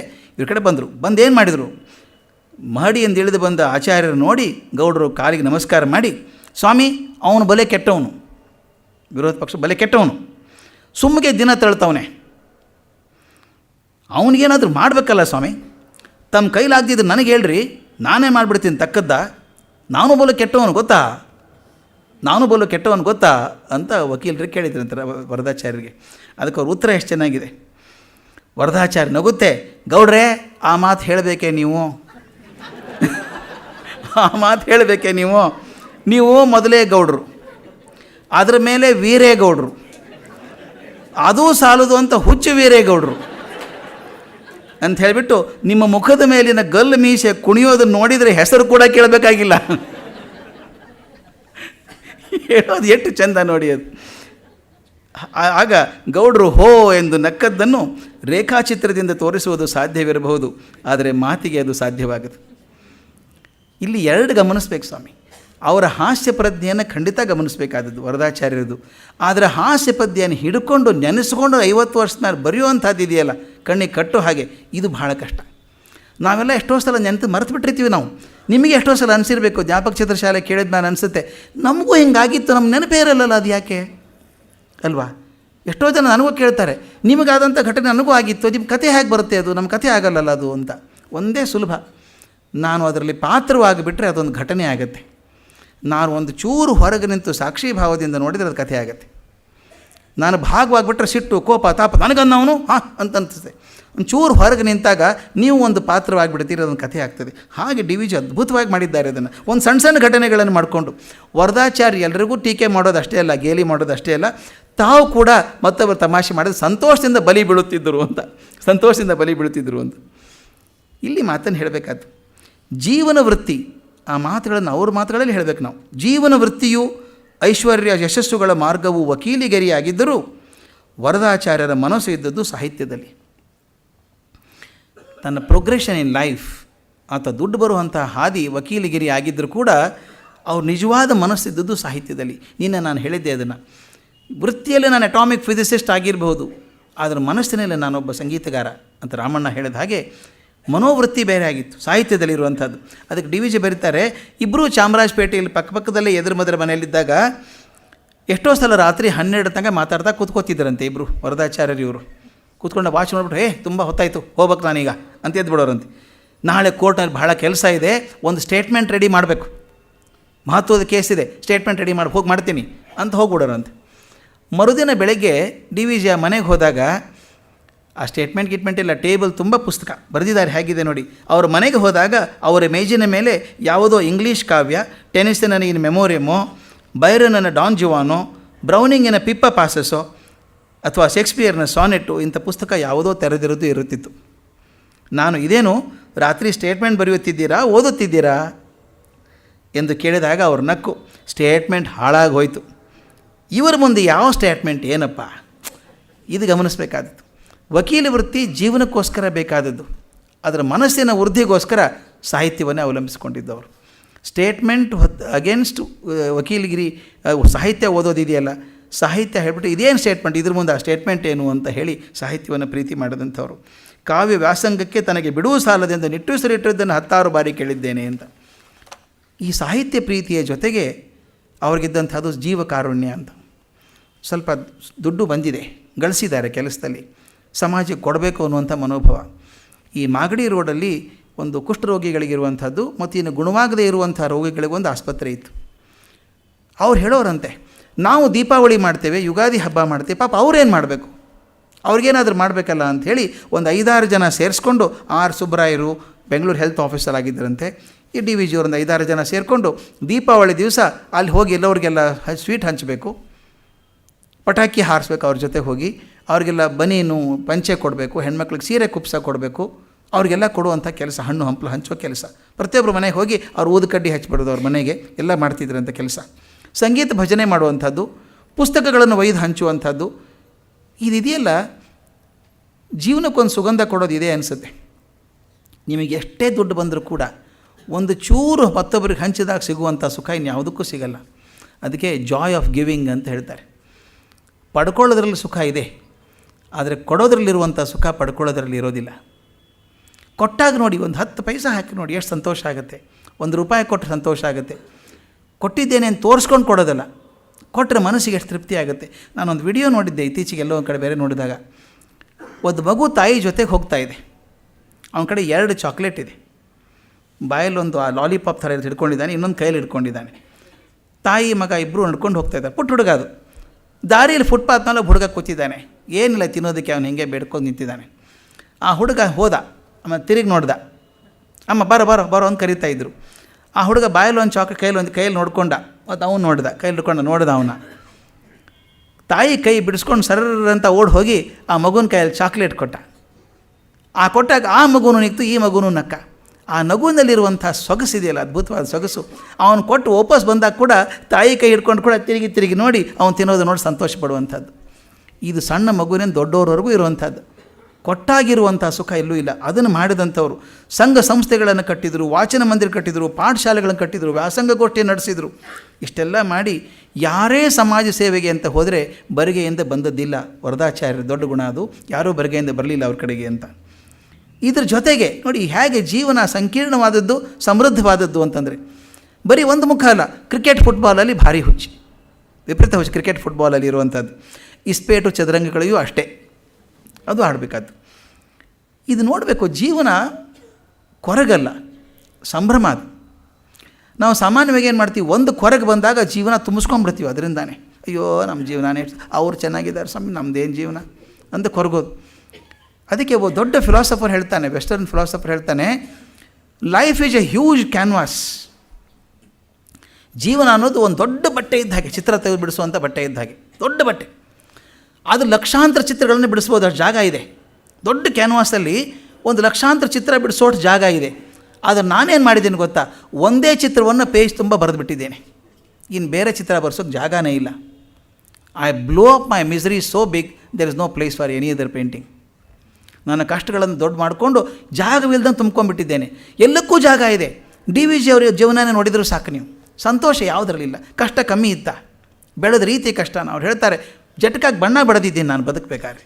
ನಾನೇನು ಅಪೇಕ್ಷೆ ಪಟ್ಟು ವೃತ್ತಿಕಾ ಜೀವನಕ್ಕೆ ಬಂದವನಲ್ಲ, ಹೊಟ್ಟೆ ಪಾಡಿಗೋಸ್ಕರ ಬಂದವನು. ಅವ್ರು ಬರೆದದ್ದು ಯಾವುದೂ ಮುಚ್ಚಿಟ್ಟಿಲ್ಲ. ಇದು ಆದಷ್ಟು ಕೊರಗಿಲ್ಲಲ್ಲ, ಯಾವುದ್ರ ಬಗ್ಗೆನೂ ಕೊರಗಿಲ್ಲ. ಸಂತೃಪ್ತಿ ಎಲ್ಲರ ಬಗ್ಗೆನೂ ಸಂತೋಷ, ಎಲ್ಲರ ಬಗ್ಗೆನೂ ಸಂತೋಷ. ಊಟ ಮಾಡೋದ್ರಲ್ಲಿ ಸಂಭ್ರಮ ಇರಬೇಕು, ಮಾತಾಡೋದ್ರ ಸಂಭ್ರಮ ಇರಬೇಕು, ಜ್ಞಾನದ ಬಗ್ಗೆ ಸಂಭ್ರಮ ಇರಬೇಕು. ಅದಕ್ಕೆ ಹೇಳ್ತೀನಿ, ಕೃಷ್ಣ ನಮಗೆ ಮಾದರಿ ಆಗಬೇಕಾದ್ದು. ಕೃಷ್ಣ ಇರೋದು ಕಾಡಲ್ಲಿ, ಏನೂ ಇಲ್ಲ. ಆದರೆ ಸಂಭ್ರಮಕ್ಕೆ ಏನು ಕಮ್ಮಿ ಸ್ವಾಮಿ. ಅವನ ಕೈಯಲ್ಲಿರುವಂಥ ಆಭರಣ ಕೊಳಲು ನೋಡಿ, cheapest instrument possible and most melodious. ಬಿದಿರು ಕೊಳಲು ಎಷ್ಟು ಸಂದೇಶ ಕೊಡುತ್ತೆ ಅಂದರೆ, ಎಷ್ಟು ಖಾಲಿ ಆಗಿರ್ತೀಯೋ ಅಷ್ಟು ಚೆನ್ನಾಗಿರ್ತೀಯಪ್ಪ ನೀನು ಅಂತ. ಆ ಕೊಳಲೊಳಗೆ ಬಟ್ಟೆ ಸಿಕ್ಕಾಕೊಂಡ್ಬಿಟ್ರೆ, ಹತ್ತಿ ಸಿಕ್ಕಾಕೊಂಡ್ರೆ ಸಂಗೀತ ಬರೋದೇ ಇಲ್ಲ. ಅದು ಎಷ್ಟು ಖಾಲಿ ಆಗಿರುತ್ತೋ ಅಷ್ಟು ಅತ್ಯಂತ ಅದ್ಭುತವಾದ ಸಾಧುವನ್ನು ಹೊರಡಿಸುತ್ತೆ. ಅದು ಖಾಲಿ ಆಗಬೇಕು. ಅವನೇನಿಲ್ಲ, ಕೊಳ್ಳಲ್ಲಿ ಹೊಸರು ತುಳಸಿ ಅಲ್ಲಿ ಸಿಕ್ಕಿತ್ತು ಹಾಕ್ಕೊಂಡ, ಯಾವುದೋ ಹೂ ಸಿಕ್ಕಿತ್ತು ಹಾಕ್ಕೊಂಡ, ನವಿಲು ಗರಿ ಸಿಕ್ಕೊಂಡ, ತಲೆಗೆ ಇಟ್ಕೊಂಡ. ಅದೇ ಸಂಭ್ರಮ. ಖಾಲಿ ಗೆಜ್ಜೆ ಕುಣಿತ ಜೀವನ ಸಂಭ್ರಮ ಅಲ್ವೇ? ಅದನ್ನು ಹೇಳ್ತಾರೆ, ಎಷ್ಟೋ ಕೊರಗಿದೆ, ಅವ್ರಿಗೆ ದುಃಖ ಇರಲಿಲ್ಲ ಅಂತಲ್ಲ. ಅವ್ರು ಮೊದಲೇ ಹೆಂಡತಿ ತೀರ್ಕೊಂಡು ತುಂಬ ಕಷ್ಟಪಟ್ಟಿದ್ದಾರೆ ಅವರು. ಆದರೆ ಆ ಕೊರಗನ್ನು ದೊಡ್ಡದು ಮಾಡ್ಕೊಳ್ಳಿಲ್ಲ. ಆದ್ದರಿಂದ ಹಾಗೆ ಬದುಕಿದಾಗ ಅವರಿಗೆ ಆಟ ಮುಖ್ಯವಾಗಿತ್ತೇವೆ ವಿನಃ ಸೋಲು ಗೆಲುವಲ್ಲ. ಅಂದರೆ ಅದ್ಭುತ ಆಟ ಆಡ್ತಿದ್ರು ಅಂತಲ್ಲ, ಸೋಲ್ತಿದ್ರೇನೋ, ಸೋಲೋದು ಗೆಲುವಲ್ಲ, ಆಟ ಆಡಬೇಕು, ಸಂತೋಷ ಪಡಬೇಕು ಅಂತ. ಒಂದು ಸಲ ಇಬ್ಬರು ಮೈಸೂರಿಗೆ ಹೋಗೋ ಪ್ರಸಂಗ ಬಂತು. ಒಂದೇ ದಿವಸ ಹೋಗೋ ಪ್ರಸಂಗ. ಇವರು 2ನೇ 4ನೇ ಬೀದಿಗಳಿದ್ದರಂತೆ. ದಸರಾ ಕಾಲಕ್ಕೆ ಮೈಸೂರಿಗೆ ಹೋಗಬೇಕಾಯಿತು. ಆಗ ವರದಾಚಾರ್ಯ ಹೇಳಿದ್ರಂತೆ, ನೋಡೋ ನಿಮ್ಮ ಮನೆ ಗಾಡಿ ಕಳಿಸ್ಬಿಡ್ತೀನಿ, ನೀನು ಸಾಮಾನು ಹಾಕ್ಕೊಂಡು ನಮ್ಮ ಮನೆಗೆ ಬಂದುಬಿಡು, ನಂದು ಸಾಮಾನು ಹಾಕ್ಕೊಂಡು ಇಬ್ಬರು ಸ್ಟೇಷನ್ಗೆ ಹೋಗೋಣ ಅಂತ ಹೇಳಿದ್ರಂತೆ. ಇವರು ಆಯಿತು ಅಂದರು. ಅವ್ರ ಮನೆಗೆ ತಮ್ಮ ಲಗೇಜ್ ತೊಗೊಂಡು ಹೋದರು. ಹೋದಾಗ ಅವ್ರು ಬಂದ್ರಂತೆ. ಅವ್ರು ಹೇಗೆ ಬಂದರು ಅಂತ ನಾನು ಹೇಳಬೇಕು, ಅವ್ರು ಹೇಳಬೇಕು, ಅದಷ್ಟು ಚೆನ್ನಾಗಿದೆ. ಅವನು ಅವ್ರ ಮನೆಗೆ ಬಂದಾಗ ಅವರು ಸಾಮಾನುಗಳನ್ನು ಪ್ಯಾಕ್ ಮಾಡುತ್ತಿದ್ದರು. ರುಮಾಲುಗಳನ್ನು ಸಂದೂಕಿನಿಂದ ತೆಗೆದರು. ರುಮಾಲುಗಳನ್ನು 1 ಆಯಿತು, 2 ಆಯಿತು, 3ನೇದು ಬುಟ್ಟಾದಾರಿ ಅದಾಯಿತು, 4ನೇದು ಮಾವಿನಕಾಯಿ ಚಿತ್ರದ ಜರಿಯುಳ್ಳ ಪೇಟ ಅದು ಆಯಿತು. ಹೀಗೆ 4-5 ಪೇಟಗಳು. ಆಮೇಲೆ ಶರ್ಟ್ಗಳು 5 ಜೊತೆ, ವೇಸ್ಟ್ ಕೋಟ್ಗಳು 5-6, ಸೂಟ್ಗಳು 5-6, ವಾಕಿಂಗ್ ಸ್ಟಿಕ್ಕುಗಳು, ಕೋಲಿನ ಹಿಡಿಕೆ ನೋಡಿ, ಇದು ದಂತದ್ದು ಇದು ಇರಲಿ, ಇದು ಶ್ರೀಗಂಧದ್ದು ಇದು ಇರಲಿ, ಇದು ಇಂಗ್ಲೀಷ್ ಸ್ಟಿಕ್ ಇದು ಚೆನ್ನಾಗಿರುತ್ತೆ ಎಂದು ಹೇಳುತ್ತಾ 4-5 ಕೋಲುಗಳು, ಕ್ರಿಕೆಟ್ ಬ್ಯಾಟ್ಗಳು, ಕಾಲು ಕವಚಗಳು, ಎಷ್ಟು ಚೆನ್ನಾಗಿದೆ ಪದ ಪ್ಯಾಡ್ಸ್ ಅನ್ನೋದಕ್ಕೆ, ಕಾಲು ಕವಚಗಳು, ಟೆನ್ನಿಸ್ ಬ್ಯಾಟುಗಳು, ಇವನ್ನೆಲ್ಲ ಭರ್ತಿ ಮಾಡಿದರು. ಎಷ್ಟಾಗಿತ್ತು ಲಗೇಜು? 5 ಟ್ರಂಕು, 1 ಹೋಲ್ಡಾಲ್, 1 ಸೂಟ್ ಕೇಸ್, ಇಷ್ಟು ಸಾಮಾನಾಯಿತು. ಅಷ್ಟೆಲ್ಲ ಆದಮೇಲೆ ಇವ್ರನ್ನ ಕೇಳಿದ್ರಂತೆ, ನಿನ್ನ ಸಾಮಾನು ಎಷ್ಟಿದೆ ಅಂತ ಕೇಳಿದ್ರಂತೆ. ಸಾಲತ್ತಾ ಅಂತ ನಾನು ಅವರನ್ನು ಹೊರಗೆ ಕರೆದುಕೊಂಡು ಬಂದು ತೋರಿಸಿದೆ. ಅಲ್ಲಿದ್ದದ್ದು ಒಂದು ಹಾಸಿಗೆ ಸುರುಳಿ, ಒಂದೇ ಹಾಸಿಗೆ ಸುರುಳಿ ಇತ್ತಂತೆ. ಅದಕ್ಕೆ ಅವ್ರು ತಮಾಷೆ ಮಾಡ್ತಾರೆ ಡಿವಿಷನ್ ನೋಡಿ, ಏನಯ್ಯ ಇಲ್ಲೂ ಅದ್ವೈತವೇ, ಇಲ್ಲೂ ಅದ್ವೈತವೇ, ಪ್ರಯಾಣಕ್ಕೂ ಏಕಮೇವಾದ್ವಿತೀಯ ಅನ್ನಿಸ್ಕೊಂಡಿದ್ದೀಯಲ್ಲಯ್ಯ, ಒಂದೇ ತಂದಿದೆಯಲ್ಲ ಅಂದರು. ನಾನು ಆಗ ಇವರೇನಂದರು ಅಂದರೆ, ನೀವಿರುವುದು 2-3 ದಿವಸ ಮೈಸೂರಲ್ಲಿ, ನೀವು ಕೊಂಡಿರುವುದು 1 ತಿಂಗಳಿನ ಸಾಮಾನನ್ನು, 5 ಕೋಟು, 5 ವೇಸ್ಟ್ ಕೋಸ್ಟು, 5 ಸೂಟು, ಎಷ್ಟು ಸಂಭ್ರಮ, 5 ಚಿಕ್ಕ ಎಷ್ಟು ಇರೋದೇ 3 ದಿವಸ ಅಲ್ಲಿ ಮೈಸೂರಲ್ಲಿ. ಅದಕ್ಕೆ ಅವ್ರು ಹೇಳಿದ ಮಾತಿದೆಯಲ್ಲ, ಇದು ನನಗೆ ಅದ್ಭುತ ಅನಿಸುತ್ತೆ ಸ್ವಾಮಿ. ಅವರು ಏನಯ್ಯ ಅವ್ರ ಮಾತು, ನನ್ನ ವಿವೇಕವಿರುವುದು ವಿರಕ್ತಿಯಲ್ಲಿ, ಆದರೆ ಸ್ವಭಾವ ಇರುವುದು ಸಂಸಾರದಲ್ಲಿ. ವಿವೇಕ ಇರುವುದು ವಿರಕ್ತಿಯಲ್ಲಿ, ಸ್ವಭಾವ ಇರುವುದು ಸಂಸಾರದಲ್ಲಿ. ವಿರಕ್ತಿಗೋಸ್ಕರ ಸಂಸಾರ ತ್ಯಾಗ ಮಾಡಬೇಕು ಅಂತಲ್ಲ, ಸಂಸಾರದಲ್ಲಿ ಸಿಕ್ಕಾಕೊಂಡು ವಿರಕ್ತಿಯನ್ನು ಮರೆಯೋ ಹಾಗಿಲ್ಲ. ಎರಡೂ ಇರಬೇಕಾದದ್ದನ್ನು, ಎರಡೂ ತೂಗಿಸಿಕೊಂಡು ಹೋಗೋದಿದೆಯಲ್ಲ, ಭಾಳ ಕಷ್ಟದ ಕೆಲಸ. ಹಾಗೆ ಬದುಕಿದಂಥವ್ರು, ಅದು ನಿಜವಾದ ಮಾತು. ಡಿ ವಿ ಜಿ ಹೇಳ್ತಾರೆ, ನಿಜವಾದ ಮಾತು. ವರದಾಚಾರ್ಯರಿಗೆ ಜೀವನದಲ್ಲಿ ಉತ್ಸಾಹವನ್ನು, ಧೈರ್ಯವನ್ನು ಉಂಟು ಮಾಡಿದ್ದು ಅವರ ಶ್ರೀರಾಮಕೃಷ್ಣ ಭಕ್ತಿ. ಯಾವಾಗಲೂ ತೊಂದರೆ ಆದಾಗ ರಾಮಕೃಷ್ಣ ನೆನೆಸ್ತಿದ್ದರಂತೆ. ಒಂದು ಏನೋ ಪ್ಲೇಗ್ ಬಂತೋ ಏನೋ ಸೋಂಕು ರೋಗ ಬಂದಾಗ ಅವ್ರ ಮನೆ ಖಾಲಿ ಮಾಡಿ ಯಾವುದೋ ಬಾಡಿಗೆ ಕೋಣೆಯಲ್ಲಿ ಇರಬೇಕಾಯ್ತು ಸ್ವಲ್ಪ ದಿವಸ. ಅಲ್ಲಿ ಹೋಗಿದ್ದರಂತೆ. ತಂದು ಏನೂ ಸಾಮಗ್ರಿ ತೊಗೊಂಡು ಹೋಗಲಿಲ್ಲ, ಎಲ್ಲ ಇಲ್ಲೇ ಬಿಟ್ಟು ಹೋದರು. ಇದು ಭಾಳ ಮುಖ್ಯ ಅನಿಸೋದು ನನಗೆ. ಆ ಸೋಂಕು ರೋಗ ಬಂದಾಗ ಮನೇಲಿ ಇರೋಕ್ಕಾಗದೆ ಹೋದಾಗ ಒಂದು ಬಾಡಿಗೆ ರೂಮ್ ಹಿಡ್ಕೊಂಡಿದ್ದಾರೆ. ಅಲ್ಲಿ ಹೋದಾಗ ಏನು ಮಾಡಿದ್ದಾರೆ ಗೊತ್ತಾ, ಈ ವೇಸ್ಟ್ ಕೋಸ್ಟು ಸ್ಟಿಕ್ಕು ಯಾವುದೂ ಇಲ್ಲ. ತೊಗೊಂಡು ಹೋದದ್ದು ವಿವೇಕಾನಂದರು ರಾಮಕೃಷ್ಣರ ಫೋಟೋಗ್ರಾಫ್ ಮಾತ್ರ ತೊಗೊಂಡು ಹೋಗಿದ್ದರಂತಲ್ಲಿ. ಇದು ಅರ್ಥ ಆಗುವಂಥದ್ದು. ಆರಿಸ್ಕೊಳ್ಳೋ ಪ್ರಶ್ನೆ ಬಂದಾಗ, ನೀನು ವಿರಕ್ತಿ ಆರಿಸ್ಕೋತೀಯೋ ಸಂಸ್ಕಾರ ಆರಿಸ್ಕೋತೀಯೋ ಅಂತ ಪ್ರಶ್ನೆ ಗಟ್ಟಿಯಾಗಿ ಬಂದಾಗ ಆರಿಸ್ಕೊಂಡದ್ದು ವಿರಕ್ತಿಯನ್ನು ಅಂತ ಹೇಳ್ತಾರೆ. ಅದಿದ್ದು ಬೆಳಗ್ಗೆ ಸಾಯಂಕಾಲ ನಮಸ್ಕಾರ ಮಾಡದೆ ಇದ್ದವರಲ್ಲ. ರಾಮಕೃಷ್ಣ ವಿವೇಕಾನಂದರ ಜಯಂತಿಯಲ್ಲೂ ಪುಣ್ಯ ದಿನಗಳಲ್ಲಿಯೂ ರಾಮಕೃಷ್ಣ ಆಶ್ರಮಕ್ಕೆ ಹೋಗಿ ಸೇವೆ ಸಲ್ಲಿಸಿ ಪ್ರಸಾದ ಸ್ವೀಕರಿಸಿಯೇ ಬರುತ್ತಿದ್ದರು. ಪರಮಹಂಸನ ಕುರಿತು ಯಾವಾಗ ಮಾತಾಡಬೇಕಂದು ತಯಾರಿದ್ರು. ತಕ್ಷಣ ಮಾತಾಡ್ತೀನಿ ಅಂತಿದ್ರಂತೆ. ಒಂದು ವಿಷಯ ಮೇಲೆ ಹೇಳ್ತಾ ಇದ್ರಂತೆ ಪರಮಹಂಸರ ಬಗ್ಗೆ ಮಾತಾಡ್ತಾ. ಅದಕ್ಕೆ ಅವ್ರಿಗೆ ಸ್ವಲ್ಪ ತಕರಾರು. ಯಾವ ವಿಷಯ? ಕಾಮಿನಿ ಕಾಂಚನ ವರ್ಜನ ಅಂತ. ಹೆಣ್ಣಿನ ಕಡೆ ದುಡ್ಡಿನ ಕಡೆ ಮನಸ್ಸು ಮಾಡಬೇಡ ಅಂತ ಪರಮಹಂಸರು ಹೇಳಿದ ವಿಚಾರ. ಅದಕ್ಕೆ ಡಿ ವಿ ಜಿಗೋರು ಸ್ವಲ್ಪ ತಕರಾರು ಬರೋದಂತೆ. ಏಕೆಂದರೆ ಇವ್ರು ಹೇಳೋದು, ಅಂಥ ಉಪದೇಶವನ್ನು ಕೊಡಬೇಕಾಗಿರುವವರು ನಿಮ್ಮಂಥ ತರುಣ ವಕೀಲರಲ್ಲ. ನಿಮಗೆ ಎಲ್ಲನೂ ಬೇಕು, ಕ್ಲಬ್ಬು ಬೇಕು, ಪಾರ್ಟಿನೂ ಬೇಕು, ದುಡ್ಡು ಬೇಕು, ಸಂಭ್ರಮ ಬೇಕು, ಗಂಧದ ವಾಕಿಂಗ್ ಸ್ಟಿಕ್ಕು ಬೇಕು ಅಂತೀರಿ. ಮತ್ತು ನೀವು ಕಾಂಚನ ವರ್ಜನ ಅಂತೀರಲ್ಲ ಹೇಗೆ ಅಂದಾಗ ಆ ಉತ್ತರ ತಮಾಷೆ ಆಗಿದೆ. ಭಾಳ ಮೀನಿಂಗ್ಫುಲ್ ಉತ್ತರ ಅದು. ಅವ್ರು ಹೇಳ್ತಾರೆ, ಅದಕ್ಕೆ ಅವರ ಪ್ರತ್ಯುತ್ತರ ಹೇಗಿತ್ತು ಗೊತ್ತೇ? ನಾನು ಒಳ್ಳೆಯದೆಂದು ತಿಳಿದುಕೊಂಡಿರುವುದನ್ನು ಬಾಯಿಂದಲಾದರೂ ಹೇಳಬೇಡವೇನಯ್ಯ. ನಾನು ಒಳ್ಳೆಯದು ಅಂತ ತಿಳಿದುಕೊಂಡು ಬಾಯಿಂದಲಾದರೂ ಹೇಳಬಾರದೇನಯ್ಯ. 10 ಸಲ ಹೇಳುವುದರಿಂದಲಾದರೂ ಅದೇ ಅಭ್ಯಾಸಕ್ಕೆ ಒಂದಿಲ್ಲ ಒಂದು ದಿವಸ ಬರಲಾರದೆ. ಇದು ಭಾಳ ಮುಖ್ಯವಾದದ್ದು. ಬಾಯಿಂದ ಬಂದದ್ದು ಮೇಲೆ ಬರ್ತಾ ಇದ್ದರೆ ಗೊತ್ತಿಲ್ಲದ ಹಾಗೆ ಯಾವಾಗಲೂ ಮನಸ್ಸಿಗೆ ಇಳಿತದೆ. ಮನಸ್ಸಿಗೆ ಇಳಿದದ್ದು ಧೈರ್ಯ ಕೊಡ್ತದೆ. ಅದೊಂದು ಮನಸ್ಸಿಗೊಂದು ಪರಿಪಾಕ ಆಗಿ ಹೋಗುತ್ತೆ. ಆದ್ದರಿಂದ ಅದು ಬರಬೇಕಲ್ಲ ಹಾಗೆ ಅಂತ ಹೇಳ್ತಿದ್ರಂತೆ. ಮನೆಯಲ್ಲಿ ಒಂದು ಲೈಬ್ರರಿ ಮಾಡಿದ್ರಂತೆ ವರದಾಚಾರ್ಯ, ಅದ್ಭುತ ಲೈಬ್ರರಿ. ಎಲ್ಲ ನಾಟಕ, ಕಥೆ, ಚರಿತ್ರ, ವಿಶ್ವಕೋಶ, ವೇದಾಂತ ಎಲ್ಲ ಪುಸ್ತಕ ಇತ್ತಂತೆ. ಎಷ್ಟು ಚೆನ್ನಾಗಿತ್ತು ಪುಸ್ತಕ ಅಂತ ಹೇಳ್ತಾರೆ. ಸಾಮಾನ್ಯ ನಾವು ಇಟ್ಕೊಂಡಿರ್ತೀವಿ ಲೈಬ್ರರಿ, ಹುಡ್ಕೋಕೆ ಆಗಲ್ಲ ನಮ್ಮ ಪುಸ್ತಕ, ಎಲ್ಲಿದೆಯೋ ಗೊತ್ತಾಗಲ್ಲ. ಇರುತ್ತೆ ಅನ್ನೋ ಸಂಭ್ರಮ ಅಷ್ಟೇ, ಬೇಕಾದಾಗ ಸಿಗೋಲ್ಲ. ನಮ್ಮ ಮನೆಯಲ್ಲಿ ಮಿಡ್ಲ್ ಕ್ಲಾಸಲ್ಲಿ ಅಟ್ಟ ಅಂತ ಇರುತ್ತಲ್ಲ, ಅಟ್ಟ ಇದ್ದ ಹಾಗೆ. ನನಗೆ ಅಟ್ಟದ ಬಗ್ಗೆ ವಿಪರೀತ ಪ್ರೀತಿ. ನಮ್ಮ ಮಧ್ಯಮ ವರ್ಗದವ್ರು ಮೊದಲು ಅಟ್ಟ ಕಟ್ಟೆ ಮನೆ ಕಟ್ತೀವೇನೋ, ಏನಾದರೂ ಇದ್ದರೆ ಅಟ್ಟದಲ್ಲಿ ಹಾಕಿರೋದು. ಹೊರಗೆ ಎಸೆಯೋ ಪದ್ಧತಿ ನಮ್ಮಲ್ಲಿ ಯಾವತ್ತೂ ಇಲ್ಲ. ನೀವು ನೋಡಿ, ಹಳೆ ಬನಿಯನ್ ಕೂಡ ಹೊರಗೆ ಎಸೆಯಲ್ಲ ನಾವು. ಇರಲಿ ಅದಕ್ಕಾದ್ರೂ ಬರುತ್ತೆ ಅಂತಿಟ್ಟಿರೋದು. ಆದರೆ ಬೇಕಾದಾಗ ಖಂಡಿತ ಸಿಕ್ಕಿರೋಲ್ಲ ಅದು. ಯಾಕೆ ನಮ್ಮ ಮನೇಲಿ ನನ್ನ ಹುಡುಗರು ತಮಾಷೆ ಮಾಡ್ತಿರ್ತಾರೆ, ಅಮ್ಮ ಅಟ್ಟದ ಮೇಲೆ ಹೋಗ್ಬೇಡ, ಡೈನೋಸಾರಸ್ ಬಂದುಬಿಡುತ್ತೆ ಹೊರಗಡೆ, ಏನೇನು ಪ್ರಾಣಿ ಇದ್ದಾವೆ ಒಳಗಡೆ. ಹಾಗೆ ಎಲ್ಲ ಸಾಮಾನು ಇಟ್ಕೊಂಡಿರ್ತೇವೆ ನಾವು, ಆದರೆ ಸರಿಯಾಗಿ ವ್ಯವಸ್ಥಿತವಾಗಿ ಇಟ್ಕೊಂಡಿರಲ್ಲ. ಇವ್ರು ಹೇಗೆ ಇಟ್ಕೊಂಡಿದ್ರು ಅಂದರೆ, ಕಣ್ಣಿಗೆ ಸೊಗಸಾಗೋ ಹಾಗೆ ನೀಟಾಗಿ ಬೈಂಡ್ ಮಾಡಿ ಕಣ್ಣಿಗೆ ಕಾಣಿಸೋಂಗೆ ಇಟ್ಕೋಬೇಕು. ಎಷ್ಟು ಪುಸ್ತಕ ಪ್ರೀತಿ ಇತ್ತು ಅಂದರೆ, ಅದೇ ಪುಸ್ತಕ ಅವ್ರು ಇರುವಂಥ ಪುಸ್ತಕನೇ ಮತ್ತೊಂದು ಎಡಿಷನ್ನಲ್ಲಿ ಚೆನ್ನಾಗಿ ಕವರ್ ಪೇಜ್ ಆಗ್ಬೋದು, ಅದನ್ನು ಕೊಂಡ್ಕೊಳ್ಳೋರಂತೆ. ಚೆನ್ನಾಗಿದೆ ಪುಸ್ತಕ ಕಾಣೋದಕ್ಕೆ ಇರಬೇಕು ಅಂತ ಇಟ್ಕೊಳ್ಬೇಕು, ಹಾಗೆ ಇಟ್ಕೊಳ್ಳೋರು. ಅದಕ್ಕೆ ಹೇಳ್ತಾರೆ, ಒಂದು ಪುತ್ರನ ಮೇರೆ ಮುದ್ರಣದಲ್ಲಿ ಹೊಸ ಅಲಂಕಾರವನ್ನು ತಾಳಿ ಸುಂದರವಾಗಿ ಬಂದರೆ ಎಷ್ಟು ಬೆಲೆಯಾದರೂ ಕೊಟ್ಟು ಕೊಂಡುಕೊಳ್ಳುತ್ತಿದ್ದರು. ಇದ್ರ ಜೊತೆ ಕಲಾಕೃತಿಗಳನ್ನು ಕೊಂಡುಕೋಬೇಕು. ಅಂದರೆ ಸಂತೋಷ ಪಡೋದಷ್ಟೇ ಅಲ್ಲ, ಇಟ್ಕೋಬೇಕು ತನ್ನ ಕಡೆಗೆ ಅಂತ ಹೇಳಿ. ಒಳ್ಳೆಯ ಚಿತ್ರಪಟ ಅಂದರೆ ರತ್ನ ಇದ್ದ ಹಾಗೆ ಅಂತೆ, ಎಷ್ಟು ಬೆಲೆ ಕೊಟ್ಟೋದ್ರು ಕೊಂತಿದ್ದರಂತೆ. ಹೇಳ್ತಾರೆ, ಥೊರ್ವಾಲ್ಡ್ಸನ್ ಎಂಬ ಡೇನ್ ವಿಗ್ರಹ ಶಿಲ್ಪಿ ಮಾಡಿದ ಯೇಸು ಕ್ರಿಸ್ತ ವಿಗ್ರಹದ ಪ್ರತಿಕೃತಿಯನ್ನು ವರದಾಚಾರ್ಯರು ಕೊಂಡುಕೊಂಡದ್ದು, ಅದರ ವಿಶೇಷ ಗುಣಾಂಶವನ್ನು ಉತ್ಸಾಹದಿಂದ ವಿವರಿಸಿ ಹೇಳಿದ್ದು ನೆನಪಿದೆ ನನಗೆ. ಜೀಸಸ್ ಕ್ರೈಸ್ತದೊಂದು ಆ ವಿಗ್ರಹ ಅಂತಂದು ಇಟ್ಕೊತಿದ್ರಂತೆ, ದುಡ್ಡು ಕೊಡ್ತುಕೊಂಡಿದ್ದಾರೆ. ಅವರ ನಡುಮನೆಗಳ ನಡುವೆ ದಂತದ ವಿಗ್ರಹಗಳು, ಶ್ರೀಗಂಧದ ಪ್ರತಿಮೆಗಳು, ಬೆಳ್ಳಿಯ ಕೆತ್ತನೆ ಕೆಲಸದ ವಸ್ತುಗಳು ಕಾಜಿನ ಬೀರುವಿನಲ್ಲಿ ಸೊಗಸುತ್ತಿದ್ದವು. ಇಂಥ ಕಲಾವಸ್ತುಗಳೇ ಆಗಿನ ಬೆಲೆಯಂತೆ ಸುಮಾರು 7-8 ಸಾವಿರ ರೂಪಾಯಿ ಬೆಲೆ ಬಾಳುತ್ತಿದ್ದವೇನೋ. 7,000 ಆಗಿನ ಕಾಲದ್ದು, 1917ನೇ ಕಾಲದ್ದು. ಅಷ್ಟು ಸಾಮಾನು ಇಟ್ಕೋತಾ ಇದ್ರು ಅಂತ. ಅಂದರೆ ಬರೀ ಕಲಾ ಅಭಿರುಚಿ ಕೆಲವರು ಇರ್ತಾರೆ. ವಿಂಡೋ ಶಾಪಿಂಗ್ ಅಂತ ಒಂದು ಬಂದಿದೆ ಈಗ. ವಿಂಡೋ ಶಾಪಿಂಗ್ ಅಂದರೆ ಅಲ್ಲೇ ನೋಡೋದು, ಚೆನ್ನಾಗಿದೆಯಲ್ಲ ಅಂತ ತೊಗೊಳಂಗಿಲ್ಲ. 2 ಕಾರಣಕ್ಕೆ ತೊಗೊಳಂಗಿಲ್ಲ. ಒಂದು, ಅದು ತೂಕ ಜಾಸ್ತಿ, ನಮ್ಗೆ ಆಗೋಲ್ಲ, ತುಂಬ ಬೆಲೆ ಇರೋದ್ರಿಂದ ಬೆಲೆ ಕೊಡೋಕೆ ಆಗಲ್ಲ ಅಂತ ಒಂದು ಇರ್ಬೋದು. ಇನ್ನು ಕೆಲವರು ಕೊಂಡ್ಕೋಬೇಕು ಅಂತಿಲ್ಲ, ಅಲ್ಲಿ ನೋಡಿದರೆ ಸಾಕು ಅಂತಿರುತ್ತೆ. ಹಾಗಲ್ಲ, ನಿಜವಾದ ಕಲೆಯನ್ನು ಆಸ್ವಾದನೆ ಮಾಡೋರು ಕೊಂಡ್ಕೊಂಡು ತಂದು ಮನೇಲಿ ಇಟ್ಕೊಳ್ಬೇಕು. ಅಂದಾಗ ತಾನೇ ಕಲಾವಿದರಿಗೆ ಪ್ರೋತ್ಸಾಹ ಆಗುವಂಥದ್ದು. ಹಾಗೆ ತಂದು ಇಟ್ಕೋತಿದ್ರಂತೆ. ಸಂಗೀತದಲ್ಲೂ ಅಭಿಮಾನ. ಎಷ್ಟು ಚೆನ್ನಾಗಿ ಬರೆದಿದ್ದಾರೆ ವ್ಯಕ್ತಿ ಚಿತ್ರ ಅಂತಂದರೆ, ಯಾವ್ಯಾವ ವಿಭಾಗದಲ್ಲಿ ಅವ್ರಿಗೆ ಆಸಕ್ತಿ ಇತ್ತು ಅಂತ. ಸಂಗೀತದಲ್ಲಿ ಅನೇಕ ಮಂದಿ ಸಂಗೀತಗಾರ ಮನೆಯಲ್ಲಿಟ್ಟುಕೊಂಡು ಪೋಷಿಸಿದ್ದನ್ನು ನಾನು ಕಂಡಿದ್ದೇನೆ. ನಾಟಕ ವಿಷಯದಲ್ಲಂತೂ ಅಪಾರವಾದ ಉತ್ಸಾಹ ಅವರಿಗೆ.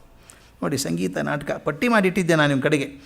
ಇದರ ಜೊತೆಗೆ ದೇಹ ವ್ಯಾಯಾಮದ ಬಗ್ಗೆ, ವ್ಯಾಯಾಮ ಚೆನ್ನಾಗಿ ಮಾಡಬೇಕು ಅಂತ ಅವ್ರ ಮಾಡೆಲ್ ಯಾರು ಗೊತ್ತಾ? ವಿಚಿತ್ರ ಅನ್ನಿಸ್ತು ನನಗೆ ಅದು ಓದಿದಾಗ.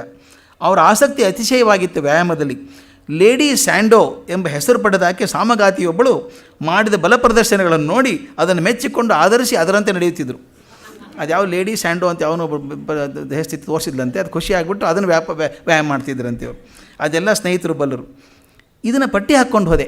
ಅವ್ರ ಗುಣಗಳನ್ನು ಹಾಕ್ಕೊಂಡಾಗ ಒಂದು ವಕೀಲಿ ಮಾಡಿದಂಥದ್ದು ವ್ಯವಹಾರ, ಹಣಕಾಸು, ಅದನ್ನು ಬರಲಿಲ್ಲ. ಸಾಹಿತ್ಯ, ಅದು ಅವ್ರ ಜೀವಾಳ ಆಗಿತ್ತು. ಸಂಗೀತ ಬೇಕು, ನಾಟಕ ಇರಬೇಕು, ವ್ಯಾಯಾಮ ಇರಲಿ, ವೇದಾಂತ ಇರಲಿ, ಜೀವನದಲ್ಲಿ ಭೋಗ ರುಚಿ ಅದೇ ಇರಬೇಕು, ಸಾಮಾಜಿಕ ಕಳಕಳಿ, ಯಾವ ಮುಖಗಳನ್ನು ಕಂಡರೂ ಅದು ಅಂಶ ಅದರಲ್ಲಿತ್ತು ಅಂತ. ಇದು ಸಮೃದ್ಧವಾದಂಥ ಜೀವನ ಅಂತ. ಯಾವುದೇ ಸೌಂದರ್ಯವನ್ನು ಕಂಡರೆ ಶಿಲ್ಪದಲ್ಲಾಗಲಿ, ಸಂಗೀತದಲ್ಲಾಗಲಿ, ಚಿತ್ರದಲ್ಲಾಗಲಿ, ಸಾಹಿತ್ಯದಲ್ಲಾಗಲಿ, ಗುಣಾತಿಶಯದಲ್ಲಾಗಲಿ, ವಿದ್ಯೆ ಚಮತ್ಕಾರದಲ್ಲಾಗಲಿ ಅವರ ಮನಸ್ಸು ಬೇಗ ವಶವಾಗುತ್ತಿತ್ತು. ಅದಕ್ಕಾಗಿ ಎಷ್ಟು ಬೆಲೆಯನ್ನಾದರೂ ಸಂತೋಷದಿಂದ ಕೊಡುತ್ತಿದ್ದರು.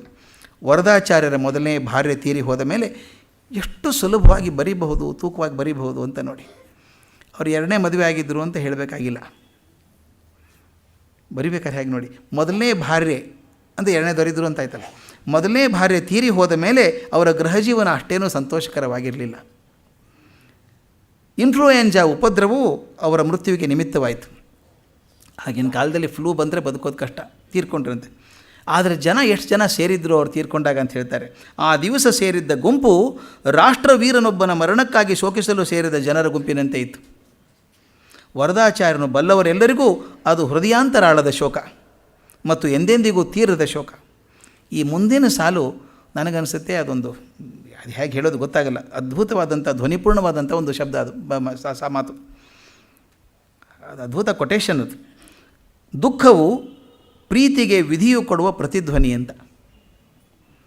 ಎಷ್ಟು ಆಳವಾಗಿ ಚಿಂತನೆ ಮಾಡಿದ್ರು ತಲೆ ಭಾರ ಆಗುವಂಥದ್ದು. ದುಃಖವು ಪ್ರೀತಿಗೆ ವಿಧಿಯು ಕೊಡುವ ಪ್ರತಿಧ್ವನಿ. ಪ್ರೀತಿ ಧ್ವನಿ ಆದರೆ ದುಃಖ ಅದಕ್ಕೆ ಪ್ರತಿಧ್ವನಿ. ಯಾವಾಗಲೂ ನಮಗೆ ದುಃಖ ಆಗೋದು ಯಾವಾಗ ಹೇಳಿ? ಎಲ್ಲಿ ಪ್ರೀತಿ ಇದೆಯೋ ಅಲ್ಲಿ ದುಃಖ ಆಗುವಂಥದ್ದು. ಎಲ್ಲಿ ಪ್ರೀತಿ ಇಲ್ವೋ ಅದ್ರ ಬಗ್ಗೆ ದುಃಖ ಆಗೋಲ್ಲ. ರಸ್ತೆಯಲ್ಲಿ ಏನೋ ಒಂದು ಆಯಿತು. ಈಗ ಹಿಂದಕ್ಕೊಂದು ಕತೆ ಬರೆದಿದ್ದೆ ನಾನು. ಸಾಹೇಬರು ಆಫೀಸಲ್ಲಿ ಕೂತಿದ್ದಾರೆ, ಯಾರೋ ಬಂದು ಹೇಳಿದರು, ಬಸ್ ಆ್ಯಕ್ಸಿಡೆಂಟ್ ಗೊತ್ತಾಯ್ತಾ ನಿಮಗೆ ಮಲ್ಲೇಶ್ವರದಲ್ಲಿ ಅಂತ ಕೇಳಿದ್ರಂತೆ. ಏನು ಬಸ್ ಆ್ಯಕ್ಸಿಡೆಂಟು? ಏನು ಬೆಳಗ್ಗೆ ಏರಿ ಬಸ್ ಹೋಗ್ತಾಯಿತ್ತಂತೆ, ಶಾಲೆ ಮಕ್ಕಳು ಹೋಗ್ತಾಯಿದ್ರಂತೆ, ಬಸ್ ಹಾಯ್ದು ಹೋಯ್ತಂತೆ, ಮಕ್ಕಳು ಸತ್ತಿರ್ಬೇಕು ಪಾಪ ಅಂದ್ರಂತೆ.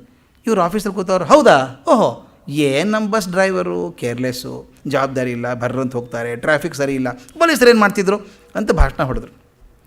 ಇನ್ನು ಅರ್ಧ ಗಂಟೆಗೆ ಇನ್ನೊಬ್ಬರು ಬಂದರು, ಆ್ಯಕ್ಸಿಡೆಂಟ್ ಗೊತ್ತಾಯ್ತಾ ಸರ್ ನಿಮಗೆ ಅಂತ ಕೇಳಿದ್ರು. ಗೊತ್ತಾಯ್ತು, ಏನೋ ಹೇಳಿದರು, ಮಲ್ಲೇಶ್ವರ ಮತ್ತು ಆ್ಯಕ್ಸಿಡೆಂಟ್ ಅಂತ. ಏನದು? ಇಲ್ಲ, ಬೆಳಗ್ಗೆ 8:30 ಹೊತ್ತಿಗೆ ಮಕ್ಕಳು ರಸ್ತೆ ಕ್ರಾಸ್ ಮಾಡಬೇಕಾದ್ರೆ ಬಸ್ ಬಂತಂತೆ, ಆ ಪಕ್ಕದಲ್ಲೇ ಆ ರಾಘವೇಂದ್ರ ಶಾಲೆ ಮಕ್ಕಳಂತೆ ಅಂದ್ರಂತೆ. ಅಂದ ತಕ್ಷಣ ಹೌದಾ, ರಾಘವೇಂದ್ರ ಶಾಲೆ ಮಕ್ಕಳ? ಎಷ್ಟು ಗಂಟೆಗೆ ಅದು? ಕುತೂಹಲ ಸ್ವಲ್ಪ ಬಂತು. 8:30. ಯಾಕಂದರೆ ರಾಘವೇಂದ್ರ ಶಾಲೆಯಲ್ಲಿ ಇವ್ರ ಮಕ್ಕಳು ಓದ್ತಿದ್ದಾರೆ, ಸಾಹೇಬ್ರ ಮಕ್ಕಳು. ಸ್ವಲ್ಪ ಚುರುಕಾಯ್ತು ಕಿವಿ. 8:30 ಅಂತಾನ? ಅವ್ರ ಮಗನ ಅದೇ ಟೈಮ್ಗೆ ಹೋಗೋದು ರೋಡಿಗೆ. ಏನಾಯ್ತಂತೆ, ಎಷ್ಟು ಜನ ಮಕ್ಕಳು ಅಂತೆ? ಏನು ವಿಷಯ ಗೊತ್ತಾಗಲಿಲ್ಲ ಸರ್ ಅಂದರು. ಇವ್ರು ಶಾಲೆಗೆ ಫೋನ್ ಮಾಡಿದಾಗಲೂ ಕೋಲಾಹಲ ನಡೆದೋಗಿದೆ. ಏನಾಯಿತು? ಹೌದು, ಆ್ಯಕ್ಸಿಡೆಂಟ್ ಆಯಿತು ಸರ್, ಮಕ್ಕಳಿಗೆ ಒಂದು 5-6 ಮಕ್ಕಳನ್ನು ಹಾಸ್ಪಿಟ್ಲಿಗೆ ಹಾಕಿದ್ದೀವಿ, 2 ಮಕ್ಕಳು ಹೋಗ್ಬಿಟ್ರು ಸರ್ ಅಂತ ಹೇಳಿದ್ರು. ಯಾವ ಕ್ಲಾಸ್ ಅಂದ ಮಕ್ಕಳು? 4ನೇ ಕ್ಲಾಸ್ ಅಂತೆ. ಟಸ್ ಅಂದ್ಬಿಡ್ತೀವಿ, ಅದೇ ಇವ್ರದ್ದು. ಇವ್ರ ಮಗನೂ 4ನೇ ಕ್ಲಾಸೇ. ಆಫೀಸ್ ಬಿಟ್ಟರು, ಹೋದರು, ಬರ್ರಂತ ಹೋದ್ರು. ಅಲ್ಲಿ ಹೋಗಿ ನೋಡ್ತಾರೆ, ಜನ ಸೇರ್ಕೊಂಡ್ಬಿಟ್ಟಿದ್ದಾರೆ ಶಾಲೆ ಮುಂದೆ. ಒಂದು ಕೂಗಾಡ್ತಾ ಇದ್ದಾರೆ ಜನ. ತಳ್ಕೊಂಡು ಹೋಗಿ ದಾರಿಯಲ್ಲಿ ಕೇಳಿದ್ರಂತೆ, ಏನಂತೆ, ಯಾವ ಕ್ಲಾಸ್ ಅಂತೆ? ಅದೇನೋ 4th A ಅಂತೆ ಸರ್ ಹುಡುಗ. ಇಬ್ಬರಲ್ಲ, ಒಬ್ಬರು ಸತ್ಯನೋ ಹುಡುಗ ಸೀರಿಯಸ್ ಆಗಿದ್ದಾನೆ, ಹುಡುಗ ಹೋದ. 4th A ಅಂತೆ. ಇವ್ರ ಕಾಲು ನಡ್ಗೋಕ್ಕೆ ಶುರು ಆಯಿತು. ಇವ್ರ ಮಗನೂ 4th A ದಲ್ಲೇ ಇರೋದು. ಕಷ್ಟಪಟ್ಟು ಹೋಗ್ತಾ ಅಲ್ಲಿ ಅಸಿಸ್ಟೆಂಟ್ ಹೆಡ್ ಮಿಸ್ಟ್ರೆಸ್ ಕೂತಿದ್ರು, ಅವ್ರು ಹೋಗಿ ಕೇಳಿದ್ರಂತೆ, ಮಗು ಹೆಸರು ಏನು ಮೇಡಮ್? ಜೀವ ಹಿಡ್ಕೊಂಡಿದ್ದಾರೆ ಧ್ವನಿಯಲ್ಲೇ, ಮಗು ಹೆಸರು ಏನು ಮೇಡಮ್? ಅದು ನನಗೆ ಗೊತ್ತಾಗ್ತಾ ಇಲ್ಲ ಸರ್, 6 ಅದು 6 ಶುರು ಆಗುತ್ತೆ ಹೆಸರು. ಇವ್ರಿಗೆ ಗ್ಯಾರಂಟಿ ಆಯಿತು ನನ್ನ ಮಗಂದೇನು ಆಗಿದೆ, ಇವ್ರ ಮಗನ ಹೆಸರು ರಮೇಶ ಅಂತ. ಕಂಗಾಲಾಗಿ ಹೆಡ್ ಮಿಸ್ಟರ್ ನಿಂತ್ಕೊಂಡ್ಬಿಟ್ಟು, ಮೇಡಮ್ ಏನಾಯಿತು ಮೇಡಮ್ ಅಂತ ಕೇಳಿದರು. ಅವರು ಸಾರಿ ಸರ್ ಅಂದರು. ಸಾರಿ ಸರ್ ಅಂದ ತಕ್ಷಣ ಇವರಿಗೆ ತಮಗೆ ಬುಲೆಟ್ ಬಿತ್ತು ಅಂತ ಅನ್ನಿಸ್ತು ಇವರಿಗೆ. ಉಳಿಸ್ಕೊಳ್ಳೋಕ್ಕಾಗಲಿಲ್ಲ ಸರ್ ಹುಡುಗನ್ನ. ಆ ಹುಡುಗನ ಹೆಸರೇನು ಮೇಡಮ್? ಲಾಸ್ಟ್ ಸ್ಟ್ರಾ ಅಂತೀವಲ್ಲ ನಾವು, ಹುಡುಗನ ಹೆಸರೇನು ಮೇಡಮ್ ಅಂತ ಕೇಳಿದ್ರು. ಅವನ ಹುಡುಗ ರಾಮಚಂದ್ರ ಅಂತ ಸರ್. ಬಂಡೆ ಸರಿದು ಹೋಗ್ಬಿಡ್ತು. ಹೊರಗೆ ಬಂದರು, ಏನು ಬಸ್ಸು, ಏನು ಡ್ರೈವರು, ಏನು ಟ್ರಾಫಿಕ್ ರೂಲ್ಸು. ನೋಡಿ, ಎಲ್ಲಿ ಪ್ರೀತಿ ಇದೆಯೋ ಅಲ್ಲಿ ದುಃಖ ಅಳಿಸುತ್ತೆ. ಅದನ್ನು ಮಾತನ್ನು ಎಷ್ಟು ಅರ್ಥಗರ್ಭಿತವಾಗಿ ಒಂದು ಸಣ್ಣ ಸಾಲಲ್ಲಿ ಬರಿಬೋದು ಅಂತೆ. ಇದು ನಿಜವಾಗಲೂ ಪ್ರಚಂಡ ಶಕ್ತಿಯಪ್ಪ. ನನಗನ್ಸುತ್ತೆ ಕೊಟೇಶನ್ ಅದು.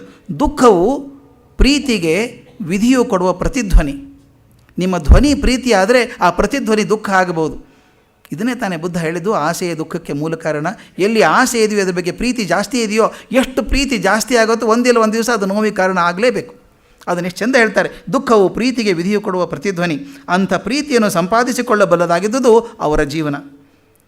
ಕೊನೆಗೆ ಹೇಳುವಂಥ ಮಾತು, ದುಃಖದ ಗರ್ಭದೊಳಗೆ ಅಡಗಿರುವ ಆ ಜೀವನ ಸ್ಮೃತಿ ನಮಗೆ ಪ್ರಿಯವೂ ಆಗುತ್ತದೆ, ಪವಿತ್ರವೂ ಆಗುತ್ತದೆ. ಆ ದುಃಖದಿಂದ ಬಂದಂಥ ಜೀವನ ಅಂತಂದರೂ ಕೂಡ ಅದರ ವರದಾಚಾರ್ಯರು ಒಂದು ದಿವಸ ತಮ್ಮ ನೋವನ್ನು ಹೇಳ್ಕೊಳ್ಳಿಲ್ಲ, ತಮ್ಮ ದುಃಖವನ್ನು ಹೇಳ್ಕೊಳ್ಳಿಲ್ಲ, ಜನರಿಗೆಲ್ಲ ನಗೆಯನ್ನು ಬೀರಿದರು. ಆದ್ದರಿಂದ DVG ಕೆತ್ತಿ ನಿಲ್ಲಿಸಿದಂಥ ವ್ಯಕ್ತಿ ಚಿತ್ರಗಳಲ್ಲಿ ಅವರೊಬ್ಬರಾದರು. ಇಲ್ಲದೆ ಹೋದರೆ ಅದನ್ನು ದಾಖಲೆ ಮಾಡೋ ಕಾರಣ ಇರಲಿಲ್ಲ DVG ಅವರಿಗೆ. ಅಂಥ ವರದಾಚಾರ್ಯರ ಸ್ಮೃತಿಯನ್ನು ನಾವು ನೆನೆಸ್ಕೊಂಡಿದ್ದೇವೆ ಇವತ್ತು. ಇನ್ನೊಂದು ಪಾತ್ರ, ಸಣ್ಣ ಪಾತ್ರ, 5 ನಿಮಿಷದಲ್ಲಿ ಆಗುವಂಥ ಪಾತ್ರ, ಅದು SG ನರಸಿಂಹಾಚಾರ್ಯರು ಅಂತ. ದೊಡ್ಡ ಪಾತ್ರ, ಸಣ್ಣದಾಗಿ ಬರೆದಿದ್ದಾರೆ ಸರ್. ಅಲ್ಲೊಂದು ಮಾತನ್ನು ಬರೀತಾರೆ DVG. ಇಂಗ್ಲೀಷ್ ಹುಚ್ಚತ್ತಿತ್ತಲ್ಲ, ಬರೀಬೇಕು ಕವನ ಅಂತ ಹೇಳಿ ಆ ಸ್ವಲ್ಪ ಸ್ಥಿಮಿತಕ್ಕೆ ಬಂತಂತೆ. ಅವ್ರ ಮಾತಲ್ಲಿ ಹೇಳಬೇಕಾದ್ರೆ, ನಾನು ಇಂಗ್ಲೀಷ್ ಹುಚ್ಚು ಸ್ಥಿಮಿತಕ್ಕೆ ಬಂದು ಕೆಲವು ದಿನಗಳಾದ ಮೇಲೆ ಕನ್ನಡದ ಹುಚ್ಚು ಮೊದಲಾಯಿತು. ಯಾವುದಾದ್ರೂ ಒಂದು ಅಂಟ್ಕೋಬೇಕಲ್ಲ. ಇಂಗ್ಲೀಷದ ಹುಚ್ಚು ಸ್ಥಿಮಿತಕ್ಕೆ ಬಂದ ಮೇಲೆ ಸ್ವಲ್ಪ ದಿವಸದ ಮೇಲೆ ಕನ್ನಡದ ಹುಚ್ಚು ಶುರು ಆಯ್ತಂತೆ. ಆಗ ನನ್ನ ವಯಸ್ಸಿನವರಿಗೆ ಪ್ರಪಂಚದಲ್ಲಿ ಬದುಕಿದ್ದವರ ಹೆಸರುಗಳಲ್ಲಿ ಬಹುದೊಡ್ಡ ಹೆಸರೆಂದರೆ ಬಾಲ್ ಗಂಗಾಧರ ತಿಲಕರು. ಆಗಿನ ಕಾಲಕ್ಕೆ ದೊಡ್ಡ ಹೆಸರು. ವೀರರೆಂದರೆ ತಿಲಕರೇ ವೀರರು. ಅವ್ರ ಮಾತೆ ಚೆನ್ನಾಗಿದೆ ನೋಡಿ, ಓದಿದಾಗ ರೋಷಾವೇಶ ಬರುತ್ತಪ್ಪ ನಮಗೆ. ವೀರರೆಂದರೆ ತಿಲಕರೇ ವೀರರು. ಅವರ ಪಕ್ಕದಲ್ಲಿ ಎಂಥವರನ್ನು ನಿಲ್ಲಿಸಿದರೂ ಆ ಇನ್ನೊಬ್ಬರು ಕೊಳ್ಳರೆ. ಆ ತಿಲಕರಂಥ ಪರ್ಸ್ನಾಲಿಟಿ ಯಾವುದೂ ಇಲ್ಲ. ಅವ್ರ ಪಕ್ಕದಲ್ಲಿ ಎಂಥವ್ರು ನಿಲ್ಲಿಸಿದ್ರು ಕೊಳ್ಳರೆ ಆಗ್ತಿದ್ರು ಅವರು. ತಿಲಕರೇ ಪುರುಷ ಸಿಂಹ. ಇದು ನಮ್ಮ ಅಂದಿನ ಭಾವನೆ. ಇದು ಸಾಮಾನ್ಯವಾಗಿ ಎಲ್ಲ ಹುಡುಗರಿಗೆ ಇರುವಂಥದ್ದು, ಆ ಕಾಲಕ್ಕೆ ಇರುವಂಥದ್ದು. ಅವರು ತಿಲಕ ಪೂನಾದಲ್ಲಿ ಗಣೇಶೋತ್ಸವ ಶುರು ಮಾಡಿದರು. ಎಂಥ ಅದ್ಭುತ ಕಲ್ಪನೆ ಅದು. ಎಲ್ಲ ಜನ ಸಮುದಾಯನ ಒಂದು ಕಡೆ ತರಬೇಕಾದ್ರೆ ಒಂದು ಉತ್ಸವ ಬೇಕು ಅಂತ ಗಣೇಶನ ಹಬ್ಬ ಶುರು ಮಾಡಿದರು. ನೀವು ಪುಣಕ್ಕೆ ಹೋದರೆ ನೋಡಬೇಕು, ಎಷ್ಟು ಚೆನ್ನಾಗಿದೆ ಅದು. ಆ ದಗಡು ಶೇಟ್ ಗಣಪತಿ ಇನ್ನೂ ಇದೆ, 100 ವರ್ಷದಿಂದ ಮಾಡಿದಂಥದ್ದು ದಗಡು. ಅದಕ್ಕೆ ಆಭರಣ ಹಾಕಿ ಪೊಲೀಸ್ ಪ್ರೊಟೆಕ್ಷನಿಗೆ ದೊಡ್ಡ ಕೆಲಸ ಅದೊಂದು. ಆ ಉತ್ಸಾಹ ಮಾಡಿ ಜನಜಾಗೃತಿ ಮಾಡಿದಾಗ ಅಂಥದ್ದು ನಾವು ಯಾಕೆ ಮಾಡಬಾರ್ದು ಕರ್ನಾಟಕದಲ್ಲಿ ಅಂತ DVGಗೆ ಅನ್ನಿಸ್ತಂತೆ. ಅದಕ್ಕೇನು ಮಾಡಿದರು, ಒಂದು ಪ್ರಸಿದ್ಧ ಪತ್ರಿಕೆಯನ್ನು ಒಂದು ಬರೆದ್ರಂತೆ. ಅದರೊಳಗೆ ಗಣೇಶನ ಕಥೆ, ಆ ರೂಪದ ಅರ್ಥ ಏನು, ಗಣೇಶನ ವಿಗ್ರಹದ ಚಿಂತನೆ ಹೇಗೆ, ಅದೆಲ್ಲ ಮಾಡಿ ತಾನು ತಿಳಿದ ಮಟ್ಟಿಗೆ ಬರೆದಿದ್ದಾರೆ. ಇವೇ ಮೊದಲಾದ ಅಂಶಗಳನ್ನು ನನಗೆ ಆಗ ತೋರಿದ ಮಟ್ಟಿಗೆ ಬರೆದಿದ್ದೆ. ಆ ಬರವಣಿಗೆ ಬರೆದ ಮೇಲೆ ಆಗಿನ ಪದ್ಧತಿ ಹೇಗಿತ್ತು ನೋಡಿ, ಒಂದು ಏನಾದರೂ ಲೇಖನ ಬರೆದ್ರೆ ತಕ್ಷಣ ಪ್ರಕಟ ಮಾಡೋಂಗಿಲ್ಲ, ದೊಡ್ಡವರು ತೋರಿಸಿ ಮಾಡಿಸ್ಬೇಕಾದದ್ದು ಅಂತ. ಆಗ ಯಾರಿಗೆ ತೋರಿಸ್ಬೇಕು? ಆ ವೇಳೆಗೆ ನಾನು ಶ್ರೀಮಾನ್ SG ನರಸಿಂಹಾಚಾರ್ಯರ ಹೆಸರನ್ನು ಗುರುತಿಸಿಕೊಂಡಿದ್ದೆ. ಮೊದಲಿನ 3 ಜನ ಕಡೆ ಹೋಗಲಿಲ್ಲ, ಇವರು 4ನೇದು ಇವ್ರ ಕಡೆ ಹೋದರು. ನಾನು ಸ್ಕೂಲಿನಲ್ಲಿ ಓದುತ್ತಿದ್ದಾಗ ಅವರ ದಿಲೀಪ ಚರಿತೆ, ಅಜಂಡ್ರಪ್ಪರ ಚರಿತೆಯನ್ನು ಓದಿದ್ದೆ. ಅವರು ಸಂಪಾದಿಸಿದ್ದ ಕನ್ನಡ ವಾಚನ ಪುಸ್ತಕಗಳಲ್ಲಿ 2 ಪಾಠ ಕೇಳಿದ್ದೆ. ಅವರ ಸಹ ಸಂಪಾದಕದಲ್ಲಿ ಪ್ರಕಟವಾಗುತ್ತಿದ್ದ ಕರ್ನಾಟಕ ಕಾವ್ಯ ಮಂಜರಿ ಕೆಲ ಸಂಚಿಕೆಗಳನ್ನು ನೋಡಿದ್ದೆ. ಆದ್ದರಿಂದ ನಾನು ಲೇಖನ ತಿದ್ದಿದ್ರೆ ಅವರೇ ತಿದ್ದಬೇಕು ಅಂತ ಅವ್ರ ಕಡೆ ತೊಗೊಂಡು ಹೋದ್ರಂತೆ. ತೊಗೊಂಡು ಹೋದಾಗ ಮತ್ತೆ ಅಲ್ಲಿ ಬರೀತಾರೆ, ಹಾಸ್ಪಿಟಲ್ ಲೇನ್ ಎಂಬ ಬೀದಿಯ ಉತ್ತರ ಪಾರ್ಶ್ವ ಶ್ರೇಣಿಯ ನಡುವೆ ಒಂದು ಮನೆಯಲ್ಲಿ ಅವರು ವಾಸವಾಗಿದ್ದರು. ಫಸ್ಟ್ ಜಾಗ್ರಫಿ ನೀವು ಗಮನಿಸಬೇಕು, ಎಷ್ಟು ಪ್ಯಾಟರ್ನ್ ಚೆನ್ನಾಗಿದೆ ಅಂತ. ಆ ಬೀದಿ ಉಪ್ಪಾರಪೇಟೆ ನರಸಿಂಹಸ್ವಾಮಿಯ ಗುಡಿಯಿಂದ ಪೂರ್ವಕ್ಕೆ ಹೊರಟು, ಬ್ಯಾಕೆಟಲ್ಲಿ ಹಿಂದಿನ ಹುಚ್ಚಾಸ್ಪತ್ರೆಯ ಹಿಂದೆ, ಈಗಿನ ಮೈಸೂರು ಬ್ಯಾಂಕಿನ ಪಕ್ಕದಲ್ಲಿ ದೊಡ್ಡ ಪೇಟೆಯನ್ನು ಸೇರುತ್ತದೆ. ನಾನು ಹೋದಾಗ ಇದೊಂದು ದೊಡ್ಡ ಪಾತ್ರ ಬರುತ್ತೆ, ಈಗ ಮುಂದೆ ಬಳಸ್ಬೋದು ಅದನ್ನು. ಅವರೊಡನೆ ಅವರ ಸ್ನೇಹಿತರಾದ GG ನರಸಿಂಹಾಚಾರ್ಯರು ಕೂಡ ಅವ್ರ ಜೊತೆಗಿದ್ದರು. ಇವರು SG ನರಸಿಂಹಾಚಾರ್ಯರು, ಇವ್ರ ಜೊತೆಗೆ ಅವರು GG ನರಸಿಂಹಾಚಾರ್ಯರು. GG ನರಸಿಂಹಾಚಾರ್ಯ ದೊಡ್ಡ ಹೆಸರದು, ಸಾಧ್ಯ ಆದರೆ ಬಂದು ಹೇಳ್ತೀನಿ ಅದನ್ನು. ಅವರು ಸ್ವಾಮಿ ವಿವೇಕಾನಂದರ ಜೊತೆಗಿದ್ದಂಥವರು. ಅಳಸಿಂಗ ಪೆರುಮಾಳ್ ಯಾರು ವಿವೇಕಾನಂದರನ್ನ ಜೊತೆಗಿದ್ಕೊಂಡು ಅವ್ರ ಜೊತೆಗಿದ್ದು ಅಮೇರಿಕಾ ಯಾತ್ರೆಗೆ ಅನುಕೂಲ ಮಾಡಿಕೊಟ್ರೋ ಅಳಸಿಂಗ ಪೆರುಮಾಳು ಸಂಬಂಧಿ ಬೇರೆಯವರು. ಎಷ್ಟೋ ಪತ್ರ ಲೆಟರ್ಸ್ ಆಫ್ ಸ್ವಾಮಿ ವಿವೇಕಾನಂದ ನೋಡ್ಬೇಕು ನೀವು. ಡಿಯರ್ ಜಿ ಜಿ ಅಂತ ಪತ್ರ ಬರೆದಾರೆ. Dear G G Alasinga Perumal ಬರೆದಾಗ convey my regards to G G ಅಂತ ಎಷ್ಟೋ ಪತ್ರದಲ್ಲಿ ಬರೆದಿದ್ದಿದೆ. ಅವರಿದ್ದರಂತೆ ಅಲ್ಲಿದ್ದಾಗ. ಸಾಕ್ಷಾತ್ ಶಿಷ್ಯರಾಗಿ ಅವರನ್ನು ಕೊಂಚ ಕಾಲ ದೇಶ ಸಂಚಾರ ಮಾಡಿದ್ದ ಮಹನೀಯರು ಜಿ ಜಿ ನರಸಿಂಹಾಚಾರ್ಯರು. ಈ ಎಸ್ ಜಿ ನರಸಿಂಹಾಚಾರ್ಯರು ಆಕಾರದಲ್ಲಿ ಹೇಗಿದ್ದರು ಅಂತ ಬರೀತಾರೆ. ಆಕಾರದಲ್ಲಿ ದೊಡ್ಡ ಆಳಲ್ಲ, ವ್ಯಕ್ತಿ ಚಿತ್ರ ಮಾಡುವಂಥ ಬಗೆ ಇದು. ಮೊದಲು ಅವ್ರನ್ನ ಎಲ್ಲಿ ಕಂಡಾಗ ಹೇಗೆ ಕಾಣಿಸಿದ್ರು ಅವ್ರ ಸ್ವಭಾವ ಏನು ಬರ್ಕೊಂಡು ಹೋಗುವಂಥದ್ದು. ದೊಡ್ಡ ಆಳಲ್ಲ, ಸಾಮಾನ್ಯ ಗಾತ್ರ, ತೆಳುವೆಂದೇ ಹೇಳ್ಬೋದು. ನೋಡಿದ ಕೂಡಲೇ ಥಟ್ಟನೆ ಮನಸ್ಸಿನ ಮೇಲೆ ಪರಿಣಾಮ ಮಾಡಬಲ್ಲಂಥ ರೂಪ ಪ್ರಭಾವ ಅವರಿಗಿರಲಿಲ್ಲ. ನನ್ನ ಉದ್ದೇಶವನ್ನು ಹೇಳಿದ ಮೇಲೆ ನೋಡಿ, ಹಿಂದಿನ 3 ಜನ ಏನು ಮಾಡಿದರು ಅಂದರೆ ಓದ್ತಾ ಇದ್ದರು. ಇವ್ರು ಓದಲಿಲ್ಲ. ನೀವು ಓದುತ್ತೀರಾ, ನಾನು ಕೇಳುತ್ತೇನೆ ಅಂದ್ರಂತ. ನೀವು ಓದಿ, ನಾನು ಕೇಳ್ತೀನಿ. ಪ್ರಬಂಧವನ್ನು ಓದಿ ಮುಗಿಸಿದ ಮೇಲೆ ಕೈಗೆ ತೆಗೆದುಕೊಂಡು ಇನ್ನೊಮ್ಮೆ ತಾವೇ ಓದಿದರು. ಆಮೇಲೆ ಒಂದು ಪ್ರಶ್ನೆ ಕೇಳ್ತಾರೆ ಎಸ್ ಜಿ, ಈ ಆಧುನಿಕ ಎಂಬ ಮಾತನ್ನು ಉಪಯೋಗಿಸಿದ್ದೀರಲ್ಲ, ಹಾಗಂದ್ರೆ ಏನು? ಯಾವುದೋ ಪದ ಆಧುನಿಕ ಅಂತ ಬಳಸಿದ್ದಾರೆ ಇವರು. ಅವ್ರಿಗೆ ಗೊತ್ತಿಲ್ವಾ ಅದು ಆಧುನಿಕ ಅಂದರೆ ಏನು ಅಂತ ಕೇಳಿದ್ರಂತೆ. ಇವ್ರು ಹೇಳಿದರು ಈಚೀಚನ. ಆಧುನಿಕ ಅಂದರೆ ಈಚೀಚನ ಅಂತ ಹೇಳಿದ್ರಂತೆ. ಹಾಗಾದರೆ ಈಚೀಚನ ಅಂದರೆ ಯಾಕೆ ಬರೀಬಾರ್ದು? ಅವರು ಕೇಳಿದ್ದು ಈಚೀಚನ ಅಂದರೆ ಯಾಕೆ ಬರೀಬಾರ್ದು ಅಂಥೇಳಿ ಉದಾಹರಣೆ ಕೊಡ್ತಾರೆ ಅವರು. ನನ್ನ ಸ್ನೇಹಿತರು ಮಹಾರಾಷ್ಟ್ರದವರೊಬ್ಬರು ಇದ್ದಾರೆ, ಎಸ್ ಜಿ ನರಸಿಂಹಾಚಾರ್ಯ ಹೇಳಿದ್ದು ಇದ್ದಾರೆ. ಅವರು ಸಂಸ್ಕೃತ ಬಲ್ಲವರು. ಅವರು ಈ ಆಧುನಿಕ ಪದವನ್ನು ಒಂದು ಕಡೆಗೆ ನೋಡಿದಾಗ ಅದಕ್ಕೆ ಅರ್ಥವೇನು ಎಂದು ನನ್ನನ್ನು ಕೇಳಿದರು. ಅವ್ರಿಗೆ ಗೊತ್ತಿಲ್ವ ಸಂಸ್ಕೃತ ಗೊತ್ತಿರೋರಿಗೆ? ನನಗೆ ಆಶ್ಚರ್ಯವಾಯಿತು. ಸಂಸ್ಕೃತದ ಅಧುನಾ ಎಂಬುದರ ವಿಶೇಷಣ ರೂಪ ಅಲ್ಲವೇ ಆಧುನಿಕ ಎಂಬುದು? ಸಂಸ್ಕೃತ ಬಲ್ಲವರಿಗೆ ಅದು ಕಷ್ಟವಾಗುತ್ತಿರುವಾಗ ಸಂಸ್ಕೃತ ತಿಳಿಯದ ನಮ್ಮ ಸಾಮಾನ್ಯ ಜನಕ್ಕೆ ಈ ಮಾತು ಹೇಗೆ ಅರ್ಥವಾಗಬೇಕು ಅಂತ ಕೇಳಿದ್ರಂತ. ತಕ್ಷಣ ಡಿ ವಿ ಜಿ ಸೆಂಟೆನ್ಸ್ ಎಷ್ಟು ಚೆನ್ನಾಗಿದೆ ಗೊತ್ತಾ? ಕೆನ್ನೆಗೆ ಬಿದ್ದ ಏಟು ನನಗೆ ನ್ಯಾಯವಾಗಿ ಸಂದದ್ದು. ಕೆನ್ನೆಗೆ ಬಿದ್ದ ಏಟು ನನಗೆ ನ್ಯಾಯವಾಗಿ ಸಂದದ್ದು. ತಿಂದು ಒರೆಸಿಕೊಂಡೆ. ಅಂಥ ಪೆಟ್ಟುಗಳನ್ನು ಇನ್ನೂ 4-6 ಸಾರ ತಿಂದಿದ್ದೇನೆ. ಅಂದರೆ ಮಾತು ಹೇಳಬೇಕಾದ ಎಷ್ಟು ಅಂದರೆ ನೀನು ಏನು ಹೇಳಬೇಕಾದ್ರೂ ಭಾಷೆಯಲ್ಲಿ ಸರಳತೆ ಇರಬೇಕು ಅಂತ ಅದು ಬರೆದಿದ್ದಾರೆ. ಭಾಷಾ ಶೈಲಿಯಲ್ಲಿ ಸರಳತೆ ಎಸ್ ಜಿ ಅವರಿಗೆ ಪ್ರಿಯವಾದ ಗುಣ ಎಂಬುದು ನನಗೆ ಕಲಿಸಿದ ಪಾಠದಿಂದ ಊಹಿಸಿಕೊಳ್ಳಬಹುದು. ನಡವಳಿಕೆಯಲ್ಲಿಯೂ ಹಾಗೇ ಸರಳರು. ಈ ಮಾತು ಎಷ್ಟು ಚೆಂದ ನೋಡಿ. ಭಾಷೆಯಲ್ಲಿ ಸರಳತೆಯನ್ನು ಅಪೇಕ್ಷೆ ಮಾಡುವಂಥ ಮನುಷ್ಯ ಜೀವನದಲ್ಲೂ ಅಷ್ಟೇ ಸರಳರಾಗಿದ್ದರು ಅಂತ. ಅವ್ರಿಗೆ ಸಮಾಜದ ಬಗ್ಗೆ ಭಾಳ ಚಿಂತೆ. ನಮ್ಮ ಜನ ತುಂಬ ಸಮಯ ಹಾಳು ಮಾಡ್ಕೋತಿದ್ದಾರಲ್ಲ ಅಂತ ಇವತ್ತು ತಮ್ಮ ಕೆಲವೊಂದು ಸಲ ಅನಿಸುತ್ತೆ. ಓದಿದ ಸುತ್ತಮುತ್ತ ಜನ ನೋಡಿದಾಗ ಅವ್ರು ಹೇಳ್ತಾರೆ, ಒಂದು ಭಾಷಣ ಮಾಡಿದಾಗ ಹೇಳಿದ್ರಂತೆ, ಇಂಗ್ಲೀಷ್ ವಿದ್ಯೆ ಕಲಿತು ದೊಡ್ಡ ದೊಡ್ಡ ಹುದ್ದೆಗಳಲ್ಲಿದ್ದು ಪೆನ್ಷನ್ ಸಂಪಾದಿಸಿದವರು, ವಕೀಲರಾಗಿ ಐಶ್ವರ್ಯ ಸಂಪಾದಿಸಿದವರು ಮುಪ್ಪಿನಲ್ಲಿ ಇನ್ಸ್ಟಿಟ್ಯೂಟ್ ಮೊದಲಾದ ವಿನೋದ ಸ್ಥಾನಗಳಿಗೆ ಹೋಗಿ ಸಂಜೆಯನ್ನು ರಾತ್ರಿಯನ್ನು ಅಲ್ಲಿ ಹಾಳು ಮಾಡುತ್ತಾರೆ. ಅವರಿಗೆ ವಿನೋದವೆಂದರೆ ಇಸ್ಪೀಟ್ ಕಲಹ, ಆನಂದವೆಂದರೆ ಮಧು ಸೇವನೆಯ ಮತ್ತು. ಹೀಗೆ ವಿಶ್ರಾಂತಿ ಕಾಲವನ್ನು ವ್ಯರ್ಥ ಮಾಡಿಕೊಂಡು ಪಶುವೃತ್ತಿಯಲ್ಲಿ ಬದುಕನ್ನು ಮುಗಿಸಿಕೊಳ್ಳುತ್ತಾರೆ. ಅಂಥವರು ಚೆನ್ನಾಗಿ ಬದುಕಲು ಮನಸ್ಸು ಮಾಡಿದರೆ ಎಷ್ಟೊಂದು ಸಮಾಜ ಸೇವೆ ನಡೆಯಬಹುದಲ್ಲವೇ ಅಂತ ಹೇಳೋರಂತೆ. ದೊಡ್ಡ ವಿಷಯಕ್ಕೆ ಮನಸ್ಸು ಕೊಡುವ ಅಭ್ಯಾಸವನ್ನು ಚಿಕ್ಕಂದಿನಿಂದ ಮಾಡಿಕೊಳ್ಳಬೇಕು. ಎಂಥ ಮೆಸೇಜ್ ಅದು ಹೇಳೋದು. ದೊಡ್ಡ ವಿಷಯಕ್ಕೆ ಮನಸ್ಸನ್ನು ಕೊಡೋದನ್ನು ಚಿಕ್ಕಂದಿನಿಂದ ಅಭ್ಯಾಸ ಮಾಡಿಕೊಳ್ಬೇಕು ಅಂತ. ನಾನು ಇತ್ತೀಚೆಗೆ ಒಂದು ತಲೆಗೆ ಬಂದದ್ದು ನನಗೆ ಅದನ್ನು ಹೇಳಿಬಿಡ್ತೇನೆ, ಮಾತು ಮುಗಿಸ್ತೇನೆ. ಎಸ್ ಟಿ ನರಸಿಂಹಾಚಾರ್ಯರ ಬಗ್ಗೆ ಹೇಳುವಾಗ ಅವ್ರು ಹೇಳ್ತಾರೆ, ದೊಡ್ಡ ಮನಸ್ಸಿನಲ್ಲಿ ದೊಡ್ಡ ಚಿಂತನೆ ಬಂದಾಗ ದೊಡ್ಡ ಸಾಧನೆ ಆಗುತ್ತೆ. ನನಗೆ ಇತ್ತೀಚೆಗೆ ಆದಂಥ ಅನುಭವ ಅದು. 15-20 ದಿವಸ ಕೆಳಗೆ ಹೈದರಾಬಾದಲ್ಲಿದೆ. ಒಬ್ಬರು ಭಾರಿ ಶ್ರೀಮಂತರ ಮನೆ ಕರ್ಕೊಂಡು ಹೋಗಿದ್ದರು. ಭಾರಿ ಶ್ರೀಮಂತರು ಮನೆ ಅಲ್ಲ, ಅರಮನೆಯೇ ಅದು. ಹೋದಾಗ ಅವ್ರು ಮಾತಾಡಿದ ಊಟಕ್ಕೆ ಹೋಗೋಣ ಬನ್ನಿ ಅಂತ ಊಟದ ಮನೆ ಕರ್ಕೊಂಡು ಹೋದರು. ಅಷ್ಟು ದೊಡ್ಡ ಊಟದ ಮನೆ ನೋಡೇ ಇರಲಿಲ್ಲ ನಾನು. ಸುಮಾರು ನಮ್ಮಂಥ 4-5 ಮನೆ ಆ ಡೈನಿಂಗ್ ಹಾಲಲ್ಲಿ ಕೂಡಿಸ್ಬೋದು. 25 ಜನ ಆರಾಮಾಗಿ ಕೂತ್ಕೊಳ್ಳೋವಂಥ ಒಂದು ಸಂಗಮರವರಿ ಟೇಬಲ್ಲು, ಫಸ್ಟ್ ಕ್ಲಾಸ್ ಹಾಕಿದ್ದಾರೆ, ಮಾರ್ಬಲ್ ಟೇಬಲ್. ಅಲ್ಲಿ ಮುಂದೆ ಕಾರಂಜಿ, ಬಣ್ಣದ ಕಾರಂಜಿ, ಒಂದು 2-3 ನೀರಿನ ಕಾರಂಜಿ ಹಿಂದೆ ಕೂತ್ಕೊಳ್ಳೋಕ್ಕೊಂದು ವ್ಯವಸ್ಥೆ, ಸೋಫಾ ಹಾಕಿದ್ದಾರೆ. ಅಲ್ಲಿ ಗೋಡೆಯಲ್ಲಿ ಅಕ್ವೇರಿಯಂ ಇರ್ತಲ್ಲ, ಮೀನು ಮತ್ಸ್ಯಾಗಾರ ಮಾಡಿದ್ದಾರೆ ಮನೇಲಿ. ನಾನು ಚೆಂದ ಕಾಣಿಸ್ತೀನಿ ಅಂತ ಯಾರೋ ಸಣ್ಣ ಡಬ್ಬದಲ್ಲಿ ಇಟ್ಟದ್ದು ನೋಡಿದ್ದೆ ನಾನು.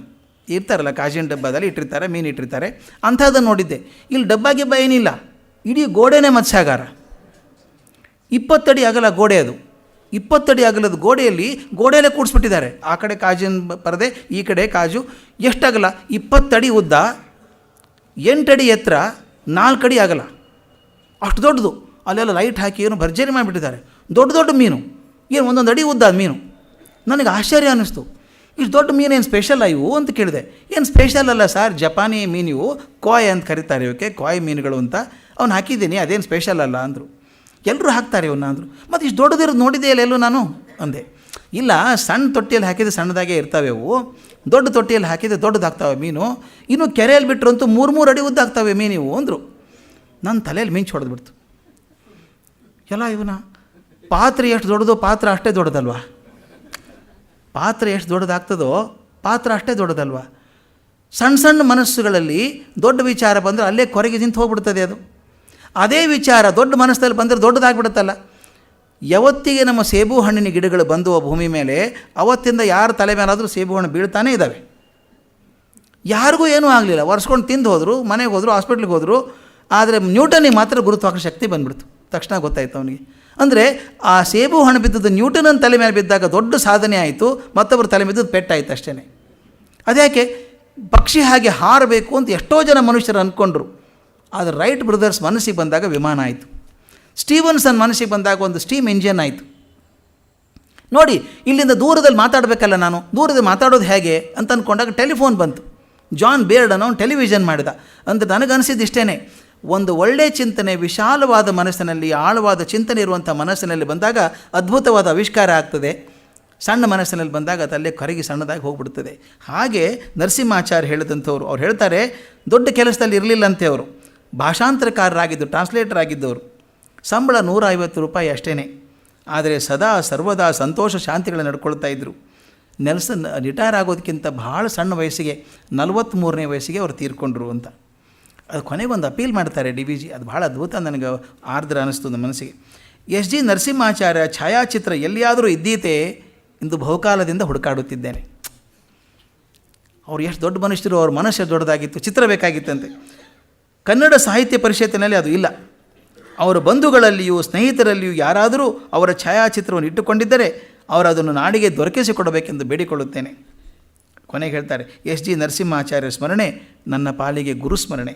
ಆದ್ದರಿಂದ ಚಿತ್ತಶುದ್ಧಿ, ಮನಃಶಾಂತಿ ಅಂಥವ್ರು ನೆನೆಸ್ಕೊಳ್ಳೋದ್ರಿಂದ ನಮ್ಮ ಮನಸ್ಸಿಗೂ ಶಾಂತಿ ಸಿಗ್ತದೆ. ನಾಳೆ ಬೇರೆ ಪಾತ್ರಗಳು ನೋಡೋಣ. ನಮಸ್ಕಾರ.